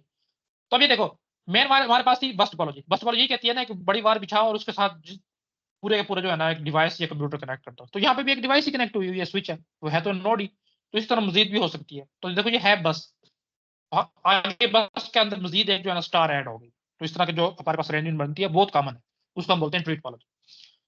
तो यही बात है कि बस टोपोलॉजी प्लस स्टार टोपोलॉजी दोनों मिलके हमारे पास एक ट्री टोपोलॉजी। ट्री क्यों कहते हैं, ट्री हमने वहां पे बनाना होता है जहां पे हमने हेरेडिकल कोई भी स्ट्रक्चर दिखाना। हेरेडिकल कहते हैं पेरेंट चाइल्ड रिलेशनशिप को, इस तरह का जो कोई होता है, तो वहां पे हमेशा ट्री बनाते हैं। तो इसलिए यहाँ पे जो भी स्ट्रक्चर बनता है ना वो पेरेंट चाइल्ड का ही बनता है। क्यों, लेट्स से ये जो मेरे पास आ रही है ना, ये हम कह लेंगे पेरेंट नोड है या पेरेंट डिवाइस है, ये सारे के सारे यहीं से ओरिजिनेट होंगी जितनी भी कम्युनिकेशन होगी। और यहाँ पे एक चाइल्ड मैंने ये बना दिया, एक चाइल्ड मैंने ये बना दिया, इस तरह करके इसका नाम यहाँ पे ट्री टोपोलॉजी पड़ा है। और कोई इसकी लॉजिक कोई नहीं है ट्री के नाम देने की, सिर्फ हायरार्की को शो करने के लिए। अच्छा, इसमें एक पॉइंट लिखा हुआ है कि only one path exist between two nodes for the data transmission. सिर्फ और सिर्फ एक पाथ होगा। लेट्स से कि ये सिस्टम 8 है, अगर आपको इलस्ट्रेशन में नजर आ रहा है, मैं एरो लगा के जाहिर कर रहा हूँ। इसने कोई भी मैसेज भेजना है सिस्टम 3 को, उसके पास सिर्फ और सिर्फ एक पाथ, एक से ज्यादा पाथ एग्जिस्ट नहीं करता। वो पाथ क्या है, सिस्टम 8 से मैसेज निकल के जाएगा सेकेंडरी हब में, सेकेंडरी हब से मैसेज निकल के जाएगा सेंट्रल हब, सेंट्रल हब से मैसेज निकल के जाएगा सेकेंडरी हब में, और वहां से मैसेज निकल के जाएगा सिस्टम 3। इसके अलावा इस ट्री में 7 से 8 से 3 तक पहुंचने का कोई और रास्ता नहीं है। तो ये बात लिखी हुई है कि सिर्फ और सिर्फ एक पाथ एग्जिस्ट करेगा किसी भी दो नोड के दरमियान ट्रांसमिशन करने की। आगे हमारे पास हाइब्रिड टोपोलॉजी, ये मैं पहले ही बता चुका हूँ कि जितना जितना आप नेटवर्क को कम्प्लेक्स करते जाते हो ना, तो वहाँ पे सिर्फ एक टोपोलॉजी नहीं चलती। जैसे अभी एक एग्जांपल हमने ये ले ली थी कि एक टोपोलॉजी के थ्रू हम इसको नहीं बना सकते थे, फ्री टोपोलॉजी जो हमने यहाँ पे पढ़ा था सिनेरियो। इस तरह और ज्यादा सिनेरियो कम्प्लेक्स होता जाएगा, आपको बहुत ज्यादा चीजें, बहुत ज्यादा डिवाइसेस लगाने की जरूरत पड़ जाती है। तो फिर हमारे पास जो रिजल्टेंट टोपोलॉजी बनती है उसको हम हाइब्रिड टोपोलॉजी कहते हैं। यानी कोई भी कॉम्बिनेशन आप बना सकते हो, स्टार का मैश के साथ, स्टार का बस के साथ, स्टार का रिंग के साथ, कोई भी कॉम्बिनेशन, और जरूरी नहीं दो हो, स्टार मैश और ट्री तीनों मिलकर बना सकती हैं रिजल्टेंट टोपोलॉजी। तो जो रिजल्टेंट टोपोलॉजी होगी उसको हम हाइब्रिड टोपोलॉजी बोलते हैं। अच्छा, आगे हमने देखना है ट्रांसमिशन मोड्स क्या है। ये बिल्कुल सिंपल, आपको पता भी है। सिंप्लेक्स मोड है, हाफ डुप्लेक्स है और फुल डुप्लेक्स है। सिंप्लेक्स मोड ऐसा मोड ऑफ ट्रांसमिशन है जिसमें दो पार्टीज इन्वॉल्व होंगी, ठीक है, लेकिन सिर्फ और सिर्फ यूनी डायरेक्शनल आपके पास ट्रांसमिशन होगी। यानी कि एक पार्टी जो है वो डिवाइस डाटा को सेंड कर सकती है, रिसीव नहीं कर सकती, और जो दूसरी हमारे पास पार्टी है वो सिर्फ डाटा को रिसीव कर सकती है, सेंड नहीं कर सकती। इसकी जो सबसे हमारे पास सिंप्लेक्स है वो मॉनिटर की और कीबोर्ड की, यानी मैं कीबोर्ड से डाटा एंटर कर रहा हूँ और मॉनिटर पे वो शो हो रहा है। अब कभी भी ऐसा नहीं होगा कि मॉनिटर कोई चीज भेजे और वो कीबोर्ड पर शो हो जाए। तो ये यूनिडायरेक्शनल टाइप की हमारे पास जो ट्रांसमिशन है उसको हम सिंप्लेक्स मोड बोलते हैं। दूसरा बात, इसको एक एग्जांपल आपके पास टीवी और रिमोट की भी है कि रिमोट से आप हमेशा कमांड दोगे और टीवी पर शो होगी। कभी भी टीवी कोई कमांड देके रिमोट कंट्रोल को नहीं भेज सकता वापस। नेक्स्ट हमारे पास हाफ डुप्लेक्स मोड है। इसमें भी दो पार्टीज इन्वॉल्व है। क्या है कि दोनों सेंड भी कर सकती है, रिसीव भी कर सकती हैं, लेकिन सेम टाइम में नहीं कर सकती। यानी कि जब एक पार्टी सेंड कर रही होगी दूसरी सिर्फ रिसीव कर सकती है, और जब दूसरी पार्टी सेंड कर रही होगी तो सिर्फ पहले रिसीव कर सकती है। तो इसकी एग्जांपल हमारे पास वाकी टाकी है। वाकी टाकी एक शॉर्ट रेंज ट्रांसमीटर के तौर पे काम करता है। एक उसमें बटन लगा होता है, जब आप बटन को प्रेस करते हो तो आप सेंडर बन जाते हो, यानी कि आप कुछ भी बोलोगे तो वो सेंड होगी वहां से वॉइस। और जब आप बटन को छोड़ देते हो तो इसका मतलब है कि आप रिसीवर मोड पे आ गए हो, क्योंकि कोई भी बोलेगा तो आपको सुनाई देगा। तो अगर दोनों वक्त बैक वक्त जो है ना, जो डिवाइसेस आपस में सिंक है, बैक बटन दबा देती हैं और बोलती हैं, तो कोई भी डाटा जो है ना ट्रेवल नहीं करता, ना वहाँ वो सुन पाता है और ना आप सुन पाते हो। तो वाकी टाकी इसकी एक बड़ी एग्जांपल है हाफ डुप्लेक्स मोड की। दूसरा हमारे पास फुल डुप्लेक्स मोड है। तो ये भी दो पार्टीज इन्वॉल्व हैं, दोनों पार्टीज सेंड भी कर सकती हैं, रिसीव भी कर सकती हैं और बैक वक्त भी कर सकती हैं। जैसे कि टेलीफोन है कि यहाँ पे मैं बोल रहा हूँ, उधर से आप बोल रहे हो, तो डाटा सेंड भी हो रहा है और रिसीव भी हो रहा है। हाँ, ये अलग बात है कि वो हमारे ह्यूमन ईयर को समझ पाए, उसको ना समझ पाए, लेकिन सेंड भी हो रहा है और रिसीव भी हो रहा है। तो ये हमारे पास ट्रांसमिशन मोड थे। अब हम जल्दी से मल्टीप्लेक्सिंग को देख लेते हैं। देखें मल्टीप्लेक्सिंग क्या है। मल्टी एक से ज्यादा, और प्लेक्स हम देखते हैं कि अभी क्या है। टेक्निक यूज टू कंबाइन, ऐसी टेक्निक जिसमें आप कंबाइन करते हो और सेंड करते हो किसको, मल्टीपल डाटा स्ट्रीम्स, एक से ज्यादा डाटा सिग्नल्स को ओवर अ सिंगल मीडियम, एक ही सिंगल मीडियम में। कि हमारे पास जो मीडियम है वो सिंगल है और जो डाटा आ रहा है ना वो काफी जगह से आ रहा है। तो आप क्या करते हो, कोई डिवाइस लगा के ना इसको एक ही सिग्नल में कन्वर्ट कर देते हो, तो ये ट्रैवल कर लेगा। तो जो हमने ये सारे डिवाइस सिग्नल्स को एक ही सिग्नल में कन्वर्ट किया है, इसका नाम हम कहते हैं कि मल्टीप्लेक्सिंग है। और जो ये काम करता है उसका बोलते हैं मल्टीप्लेक्सर, MUX, अक्सर आप इसकी एब्रिविएशन देखते हो, मल्टीप्लेक्सर। तो आगे बढ़ के वहां भी क्या है, तो मल्टीप्लेक्सर क्या है, ऐसी डिवाइस दैट कंबाइन एन से बड़ा कोई भी नंबर हो सकता है, 1 2 3 4 5 6 7 8 N input lines, N number of signals को क्या कंबाइन करेगा और क्या करेगा, generate a single output line, और एक सिंगल आपके पास सिग्नल जो है ना वो जनरेट करेगा। और इसी तरह बिल्कुल रिसीवर एंड पे एक और डिवाइस लगी होगी कि वहां से जो सिंगल सिग्नल आ रहा है उसका अंदर लेट से 7 ओरिजिनल सिग्नल थे जिनको उसने कंबाइन किया था। तो ये दूसरी डिवाइस क्या करेगी, इस एक सिग्नल को इन 7 ओरिजिनल सिग्नल में दोबारा से डिस्ट्रीब्यूट करेगी। तो इस डिवाइस को हम बोलते हैं डी मल्टीप्लेक्सर, या अक्सर आप इसको डीमक्स के नाम से भी लिखा हो देखो। मल्टीप्लेक्सर उसको कंबाइन करके सिंगल में करेगा, डीमल्टीप्लेक्सर उस एक सिंगल को दोबारा से डिस्ट्रीब्यूट करके एन नंबर ऑफ सिग्नल्स में कन्वर्ट करेगा। तो यहाँ पे आपको नजर आ भी रहा होगा, देखो यहाँ पे एक से ज्यादा सिग्नल आ रहे हैं, ये वो डिवाइस लगी हुई है, उसने क्या किया, एक ही सिग्नल में कन्वर्ट कर दिया और वो एक सिग्नल में यहाँ पे ट्रेवल कर गया, डेस्टिनेशन तक पहुंच गया, वहां पे आपने जो है उसको दोबारा से काफी सारे सिग्नल पे कन्वर्ट कर लिया। इसके सबसे बेस्ट एग्जांपल आपके पास टीवी केबल नेटवर्क है, 36-35 चैनल चलते हैं, या कहीं कहीं पे तो 70-80, हमारे पास भी 40-45 है। तो वो एक ही उसने सिग्नल में कन्वर्ट कर दिया उसको, मल्टीप्लेक्सर लगा के ना, और एक ही वायर में से गुजार रहा है। और आपके उसके इंटर होने से पहले, घर में इंटर होने से पहले एक कोई ना कोई सर्किट होता है, हो सकता है वो टीवी के अंदर हो सकता है उसने बाहर अलग से लगाया हो, वो होता है डी मल्टीप्लेक्सर। कभी आप उसको गौर से देखो ना, जो डब्ल्यू वगैरह होती है उस पर लिखा भी होता है। वो ये काम करेगा, जो 35, 36, 40 सिग्नल चैनल के सिग्नल आ रहे हैं ना, उनको अलग अलग डिवाइड करके टीवी तक मुंतकिल करेगा और टीवी इस काबिल हो जाएगा कि उसको अलग अलग करके चला सके। तो ये टीवी केबल की आप इसको एग्जांपल दे सकते हैं। तो ये आपने मल्टीप्लेक्सिंग देखी है कि इस तरह से होती है। अभी एक्चुअल कैसे इंप्लीमेंट होती है, क्या क्या तरीकेकार है, वो हम देखेंगे। तो देखो मल्टीप्लेक्सिंग हमारे पास टोटल तो वैसे 5 तरीकों से होती है, लेकिन जो हमारे सिलेबस का हिस्सा है वो ये 3। फ्रीक्वेंसी डिवीजन मल्टीप्लेक्सिंग यानी एफडीएम, यानी कोई ऐसी मल्टीप्लेक्सिंग होगी जिसमें फ्रीक्वेंसी इन्वॉल्व होगी, इसका नाम ही बता रहा है। दूसरा हमारे पास है वेवलेंथ डिवीजन मल्टीप्लेक्सिंग, यानी कि ऐसी मल्टीप्लेक्सिंग होगी जहां पे वेवलेंथ इन्वॉल्व होगी। और हमें पता है कि वेवलेंथ जो है वो स्पेसिफिकली सिर्फ और सिर्फ लाइट की प्रॉपर्टी है, बाकी किसी चीज की वेवलेंथ नहीं होती सिवाय लाइट के। तो हमें पता चल गया कि ऐसा सिग्नल जो लाइट के थ्रू ट्रेवल करेगा ना, अगर उनको मैंने आपस में मिक्स करना हुआ है और दोबारा से ओपन करना है ना, तो वहां पे जो मल्टीप्लेक्सिंग की टेक्निक लगेगी वो वेवलेंथ वाली लगेगी। तो इस तरह हमारे पास तीसरी है टाइम डिवीजन मल्टीप्लेक्सिंग। तो उसका इसमें टाइम आ गया है, मुझे पता चल गया यार कोई टाइम इन्वॉल्व है। अब उसमें टाइम का क्या रोल है वो हम आगे देखें। तो ये 3 मेन टाइप हैं। इसके अलावा आपके पास सीडीएम है, कोड डिवीजन मल्टीप्लेक्सिंग, और एक स्पेस डिवीजन मल्टीप्लेक्सिंग के नाम से भी है, लेकिन वो हमारे स्कोप से बाहर है। तो देखिए जी, फ्रीक्वेंसी डिवीजन मल्टीप्लेक्सिंग में क्या होगा, अब इसको अच्छे से समझना कि ये वर्क कैसे करता है। वैसे वैसे आप लोग बताओ ये क्या होती है फ्रीक्वेंसी डिवीजन मल्टीप्लेक्सिंग?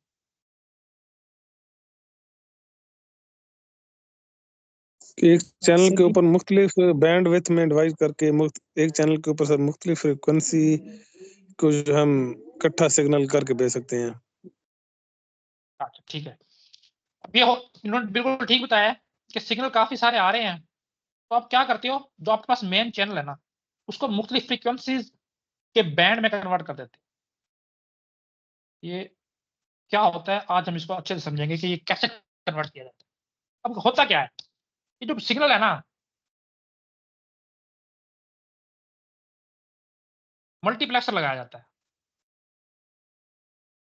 मल्टीप्लेक्सर का काम क्या होता है, मल्टीप्लेक्सर हो सकता है कि पहले भी एक डिवाइस लगा हो, शायद वो मतलब कहीं कहीं पे आप देखोगे वो लगा हुआ, तो ये काम वो भी कर सकता है, वरना आजकल मल्टीप्लेक्सर भी इतने कैपेबल हो गए हैं कि वो ये काम कर लेते हैं। अब वो क्या करेगा, लेट्स से कि मेरे पास एक सिग्नल आ रहा है इस स्ट्रेंथ का, जिसमें फ्रीक्वेंसी वेरी कर रही है 0 से लेके 100 तक।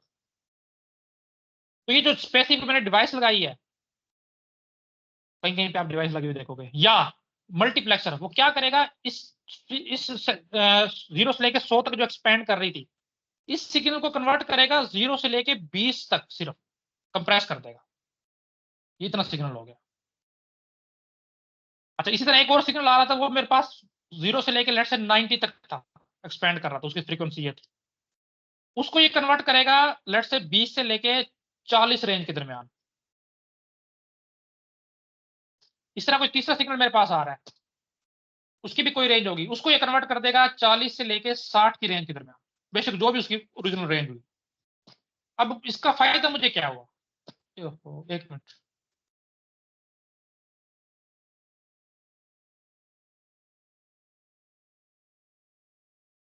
देखो 3 की मैंने एग्जांपल लिया है। एक की फ्रीक्वेंसी होगी 0 से लेके 20 तक, दूसरी की होगी 20 से लेके 40 तक,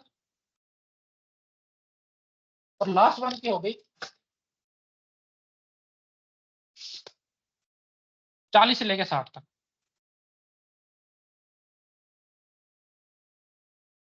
अब इसका फायदा क्या है, लेट्स से ये मेरे पास मेरा मेन चैनल था, मेन वायर थी जिसमें से जाना था, इस वायर को भी मैंने जो है ना 3 सब चैनल्स में, 3 सब मीडियम में डिवाइड कर लिया है। तो ये मैंने कर लिया, 4 हो गए, लेकिन 1 2 3 3 है, ठीक है।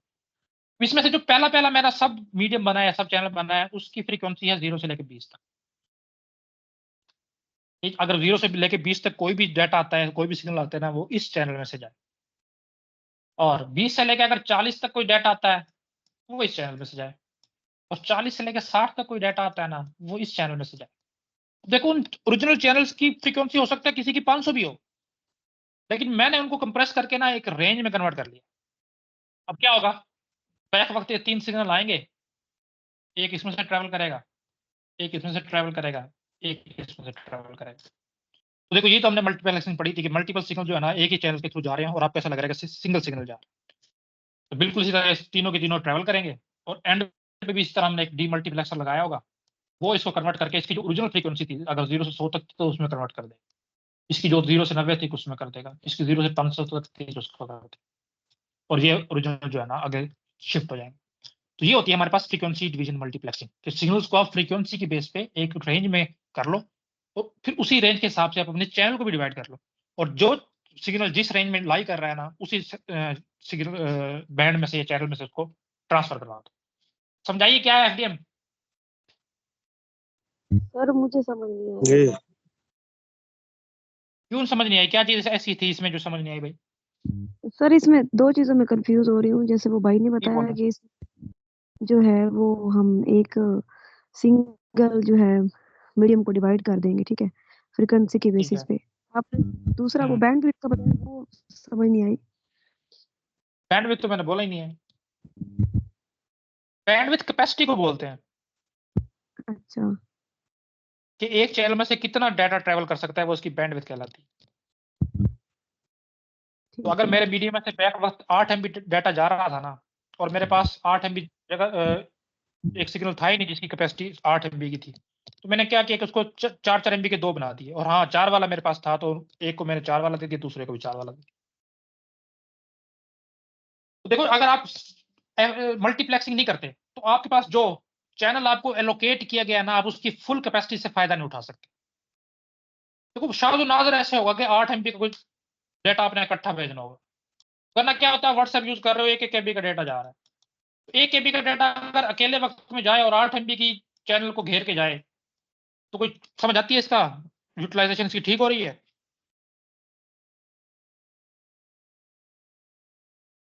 बोलो। जी सर बिल्कुल। अभी आपका जो ये जो मेन केबल है ना उसको डिवाइड करके एक टाइम पे एक से ज्यादा हाँ सिग्नल्स भेजने हैं। हाँ, तो बेहतर है ना कि हम उसको 1-1 2-2 KB में डिवाइड कर लें, और अगर 1-1 2-2 के ही सिग्नल आ रहे हैं तो उन्हीं को वहां पे भेज दें। तो यही बात लिखी हुई कि bandwidth of a signal, sorry single physical media is divided into a number of smaller independent frequency channels, और उन फ्रीक्वेंसी चैनल्स के अंदर अलग अलग फ्रीक्वेंसी के सिग्नल ट्रैवल करेंगे। तो ये हमारे पास एफडीएम है। अब इसमें जो एक इशू आता है वो आता है क्रॉस टॉक का, इंटर चैनल क्रॉस टॉक। अभी जैसे मैंने एग्जांपल दी थी कि एक 0 से लेके 20 तक सिग्नल है, और दूसरा 20 से लेके 40 तक हमने शुरू किया था, और फिर 40 से लेके 60 तक तीसरा किया था। अब देखो जहां पे 20 वाला खत्म हो रहा है ना, फौरन उससे नया शुरू हो रहा है, तो मतलब इनकी बाउंड्री बिल्कुल सेम है। इस तरह मैं ऊपर नीचे कर लूं तो आपको ज्यादा अच्छे से समझ आएगा। लेट्स से कि ये पहला बैंड है और ये दूसरा, क्योंकि एक सिग्नल ऐसे ट्रेवल कर रहा था, और उसके ऊपर जो 20 से लेके 40 वाला था वो ऐसे कर रहा था। लेट्स से अब देखो ये जो ऐसी जगह है जहां पे दोनों सिग्नल आपस में कोलाइड कर रहे हैं, यहाँ पे क्रॉस टॉक आने के चांसेस है। क्रॉस टॉक क्या होता है कि एक चैनल के या एक वायर के जो है ना डाटा या मैग्नेटिक फील्ड किसी दूसरे को मुतासिर करे, हमने पीछे पढ़ लिया, तो यहाँ पे आने के चांसेस होते हैं क्रॉस टॉक के, और बहुत ज्यादा होते हैं, क्योंकि बहुत ज्यादा डाटा ट्रैवल कर रहा होता है और आपने बहुत छोटे छोटे बनाए होते हैं, तो लाजमी तौर पर क्रॉस टॉक आता है। तो उसका सोल्यूशन क्या था? गार्ड बैंड के थ्रू दिया गया।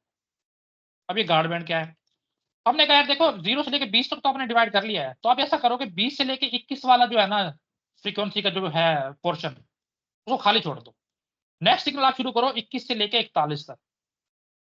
इस तरह 41 के बाद वाला 41 से लेके 42 तक आप खाली छोड़ दो। नेक्स्ट शुरू करो आप 42 से लेके 62 तक। अब बीच बीच में छोटी छोटी जगह मैंने खाली छोड़ दी है कि ताकि आपस में ये टच ना हो सके, तो जो हमने जगह छोड़ी है उसको हम बोलते हैं गार्ड बैंड है, ये कि हिफाजत के लिए हमने ये बैंड खाली छोड़ा है। क्लियर है? जी सर ठीक है। ठीक। नेक्स्ट ठीक। हमारे पास है टाइम डिवीजन मल्टीप्लेक्सिंग। अब इसमें क्या है कि हमने कहा ये कि गार्ड बैंड जो है ये खाली जगह है। खाली बैंड का ही पोर्शन है, यानी कि चैनल जो की टोटल डिवीजन होती है कि लॉजिकल सर? किसकी? मतलब फिजिकल डिवीजन होती है ना चैनल की, या लॉजिकल डिवीजन होती है चैनल? फिजिकल कैसे आप कर सकते हो? फिजिकल तो नहीं पॉसिबल, फ्रीक्वेंसी की है ना हाँ सर। वो मॉड्यूल से अपने बेस पे फ्रीक्वेंसी ड्रा कर रहा होता है ना, तो हर सिग्नल अपनी हाँ, फ्रीक्वेंसी पे आ रहा होता है, तो फ्रीक्वेंसी पे आ फ्रीक्वेंसी रहा की बेसिस पे मिक्स नहीं होता। फ्रीक्वेंसी की बेसिस पे मिक्स नहीं होता, उसका डिफरेंस होता है फ्रीक्वेंसी के उसके एम्पलीट्यूड की वजह से। बिल्कुल ऐसे। देखो बैंड कहते हैं इस पूरे कैपेसिटी वाले हिस्से को, ये पूरा एक बैंड है। 0 से लेकर 20 तक मैंने कहा ना, तो ये 0 से लेकर 20 वाला बैंड है। तो इस वो कह रहा था कुछ बैंड आपने खाली छोड़ दिया, लेकिन 20 से लेकर 21 का बैंड आपने खाली छोड़ दिया, तो इस कैपेसिटी को हम बैंड बोल रहे हैं। ये क्यों छोड़ रहा है? गार्ड करने के लिए, हिफाजत करने के लिए। किससे? क्रॉस टॉक से। तो उसी इसी से इसका नाम निकला गार्ड बैंड। जी सही सर, इस वजह से छोड़ देता है कि वो आपस में क्रॉस टॉक का, कोलाइड ना करे या क्रॉस टॉक। हाँ क्रॉस टॉक। नेक्स्ट देखो हमारे पास टाइम डिवीजन मल्टीप्लेक्सिंग है। इसमें आपका नाम से ही पता चल रहा होगा अब क्या। अब इसमें हमने कहा क्या, ऐसे ना करो कि हर चैनल को सिग्नल को ना फ्रीक्वेंसी की बेस पे आप हिस्सा दो। हो सकता है कि कुछ सिग्नल ऐसा हो जो डिवाइड ही ना हो पा रहा हो, आप उसको जबरदस्ती 0 से लेकर 20 के अंदर करने की कोशिश कर रहे हो, इतना ज्यादा कंप्रेस कर दें कि वो उसका डाटा जो है ना लॉस होने का खतरा हो। पॉसिबल है ना, किसी की फ्रीक्वेंसी थी लेट से 0 से लेकर 1000 के बीच में, आप उसको जबरदस्ती 0 से लेकर 20 तक कंप्रेस करने की कोशिश कर रहे हो, तो कंप्रेस तो वो हो जाएगा, टेक्निक्स तो आपके पास है, लेकिन हो सकता है कि उसमें डाटा लॉस होने का खतरा हो, कि जब उसको दोबारा से आप कंप्रेस करने के बजाय इसको अनकंप्रेस करो तो लॉस लेस कंप्रेशन ना हो, लॉस ही कंप्रेशन हो आपके पास। बिल्कुल पॉसिबल है। हमने कहा कि हम एक और तरीका करते हैं, हम क्या करते हैं कि हम स्लॉट बना लेते हैं, यानी कि 1 सेकंड, लेट्स से सिग्नल भेजने वाले मेरे पास डिवाइसेस हैं 10, तो मैंने कहा कि हर डिवाइस को ना 1 सेकंड में दूंगा।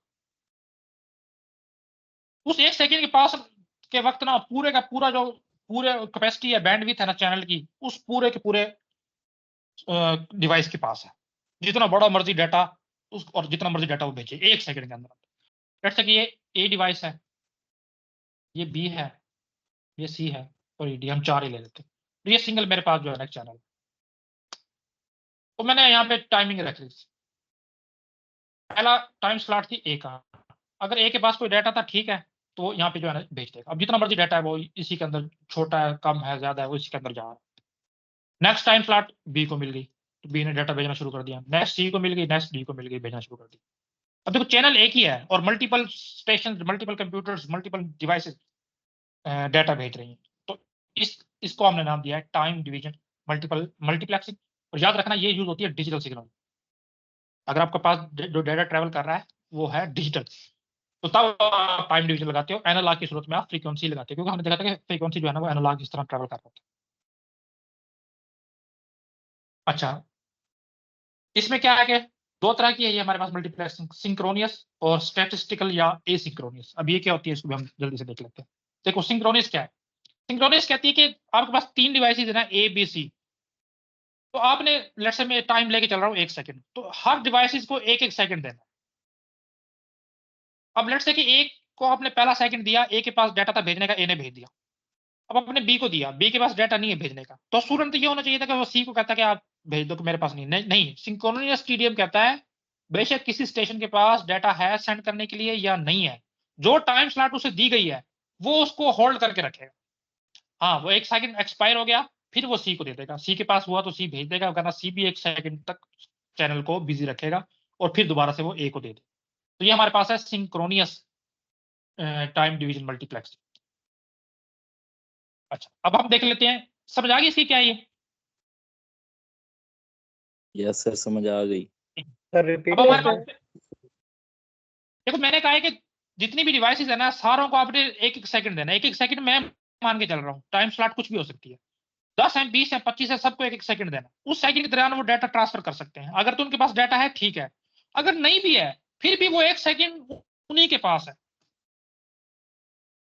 पूरे का पूरा चैनल 1 सेकंड उसी के पास रहेगा। ए के पास डाटा था, ए ने भेज दिया, नेक्स्ट सेकंड में सिग्नल चैनल मिल गया बी को, बी के पास डाटा नहीं है भेजने को, लेकिन उसके बावजूद बी 1 सेकंड तक उस होल्ड करके रखेगा। 1 सेकंड गुजर गया फिर वो सी को कहेगा कि अब आपकी बारी, आप भेजो। सी के पास था तो सी भेज देगा, वरना सी भी 1 सेकंड के लिए होल्ड करके रखेगा और इसी तरह दोबारा से फिर वो ए को दे देगा। अब अगर ए के पास है तो ए भेजेगा, फिर से 1 सेकंड के लिए होल्ड करके रखेगा। डाटा हो ना हो उतने टाइम के लिए होल्ड करके रखना है। होल्ड करके रखेगा। और स्टैटिस्टिकल की आपको आप समझ आ गई होगी कि कोई प्री डिफाइंड टाइम स्लॉटिंग नहीं है, डायनेमिकली होगी। कैसे? जैसे कि ए ने कहा कि मेरे पास है डाटा भेजने को, तो ए को हमने स्लॉट दे दी। उसके बाद अगर बी कह रहा है कि भाई मेरे पास नहीं है, तो हम बी को देंगे नहीं, हम डायरेक्ट सी को देखेंगे। सी कह रहा है कि मेरे पास है तो सी को दे दो। तो इसमें हमारे पास वेस्टेज कम है टाइम की जो है ना, जिस डिवाइस के पास है डाटा उसी को देंगे, अगर किसी के पास नहीं है तो उसको नहीं देंगे। तो ये हमारे पास स्टैटिस्टिकल या एसिंक्रोनस टाइम डिवीजन मल्टीप्लेक्सिंग। वैसे हमारे पास वेवलेंथ मल्टीप्लेक्सिंग है। वेवलेंथ मैंने पहले बता दिया था कि बैक तो सर सेकंड वाली हुई। यार ये एसिंक्रोनस डिपेंड, बेहतर है। इसकी इम्प्लीमेंटेशन पे डिपेंड करता है ना। अब देखो एसिंक्रोनस में हर डिवाइस खुद से बताएगा कि मेरे पास डाटा है या नहीं है। अब डिवाइस के एंड पे जो है ना ये चीज ओवरहेड हो गया, या दूसरा लफ्ज में हम कह सकते हैं कि ऑपरेटिंग सिस्टम खुद चेक करेगा कि भाई किसने भेजना है डाटा, उसको चेकिंग इजाफी करनी पड़ गई। ये ओवरहेड तो है ना जैसे भी है। अब उसमें सिंक्रोनियस में हमारे पास ऐसा कुछ नहीं था, हमें पता था कोई हमने चेक नहीं करना, कोई कैलकुलेशन नहीं करनी, भाई इसके बाद अगले बंदे की बारी है, उसको देना ही देना। तो ये हर किसी के अपने प्रॉस एंड कॉन्स होते हैं, ये सिचुएशन बेस्ड होता है कि हमने कौन सा एल्गोरिथम अप्लाई करना है या कौन सी टेक्निक लगानी। अच्छा देखो, आगे वेवलेंथ मल्टीप्लेक्सिंग है, वेवलेंथ डिवीजन। वेवलेंथ मैंने बताया था कि कैरेक्टरिस्टिक्स या प्रॉपर्टी है लाइट की, तो हमें पता चल गया कि लाइट के थ्रू अगर डाटा जा रहा है तो उसको अगर आपने मल्टीप्लेक्सिंग उसकी करनी है तो वो इस तरीके से आप कर सकते हो। कैसे? लेट्स से काफी सारे लाइट सिग्नल आ रहे हैं, तो आपको पता होगा प्रिज्म क्या काम करता है। उसको एक लाइट को 7 रंगों में डिवाइड भी करता था, और उसको आप किसी मुख्तलिफ एंगल से रखते थे तो वो 7 को जज्ब करके एक भी बनाता था। तो यहाँ पे एक आपने प्रिज्म रखा, उसे एक सिंगल लाइट में आपको मिल गई, उसको आपने ट्रेवल करवा दिया फाइबर ऑप्टिक्स में से, अगेन आपने यहाँ पे एक प्रिज्म रख लिया, उसने 7 लाइट में आपको दोबारा से करवा दिया, इसका जो डेटा था इसको मिल गया, इसका जो मिल गया था इसका, इस तरह का। तो ये हमारे पास वेवलेंथ डिवीजन मल्टीप्लेक्सिंग। इस पर आपने याद रखना है कि सिर्फ और सिर्फ ऐसी सूरत में पॉसिबल है जहाँ पे लाइट में डाटा ट्रेवल करे, और दूसरा जो आप कह सकते हो कि फाइबर ऑप्टिक्स के थ्रू डाटा ट्रेवल करे। बाकी इसमें चीजें वही जो फ्रीक्वेंसी डिवीजन मल्टीप्लेक्सिंग वाली थी, लेकिन जो मेन चीज थी वो हमने देख ली कि लाइट के थ्रू डाटा ट्रेवल कर रहा है, उसको कैसे मल्टीप्लेक्स कराना है और कैसे डीमल्टीप्लेक्स करना है। नेक्स्ट हमारे पास स्विचिंग है, ये भी इसका एक फंक्शन है फिजिकल लेयर का। उसमें जो स्पेसिफिकली सर्किट स्विचिंग है वो फिजिकल लेयर पे सो कुछ पोर्शन काम करता है, वरना ये सेकंड लेयर पे करता है, डाटा लिंक लेयर पे ज्यादातर पोर्शन। और पैकेट स्विचिंग तो प्योरली नेटवर्क लेयर पे काम करती है। और बीच में से एक मैसेज स्विचिंग भी है जो पैकेट स्विचिंग का ही हिस्सा है, वो भी हम देखेंगे जब हम नेटवर्क लेयर पे जाएंगे। स्विचिंग कहते हैं किसको, ये पहले समझ लें। देखिए डाटा जब भी ट्रेवल करता है ना, वो कभी भी डायरेक्ट ट्रेवल नहीं करता। जैसे आपने यहाँ से लोअर कोई डाटा भेजना है ना, काफी दफा मैं एग्जांपल दे चुका हूँ, कभी भी नहीं जाएगा, वो निकल के जाएगा सबसे पहले आपके राउटर पे, आपके राउटर से जो आपके आईएसपी का राउटर है वहां पे, उधर से वो रीजनल लाहौर वाले पे, और लाहौर वाले से फिर दोबारा से वो उसके बंदे के घर में जो राउटर लगा है उधर से, और उसके पास उस बंदे के पास जो डिवाइस है। तो अब ये हर डिवाइस जो डाटा रिसीव करके आगे फॉरवर्ड कर रही है, इस टेक्निक को, इस काम को हम बोलते हैं स्विचिंग हो रही है।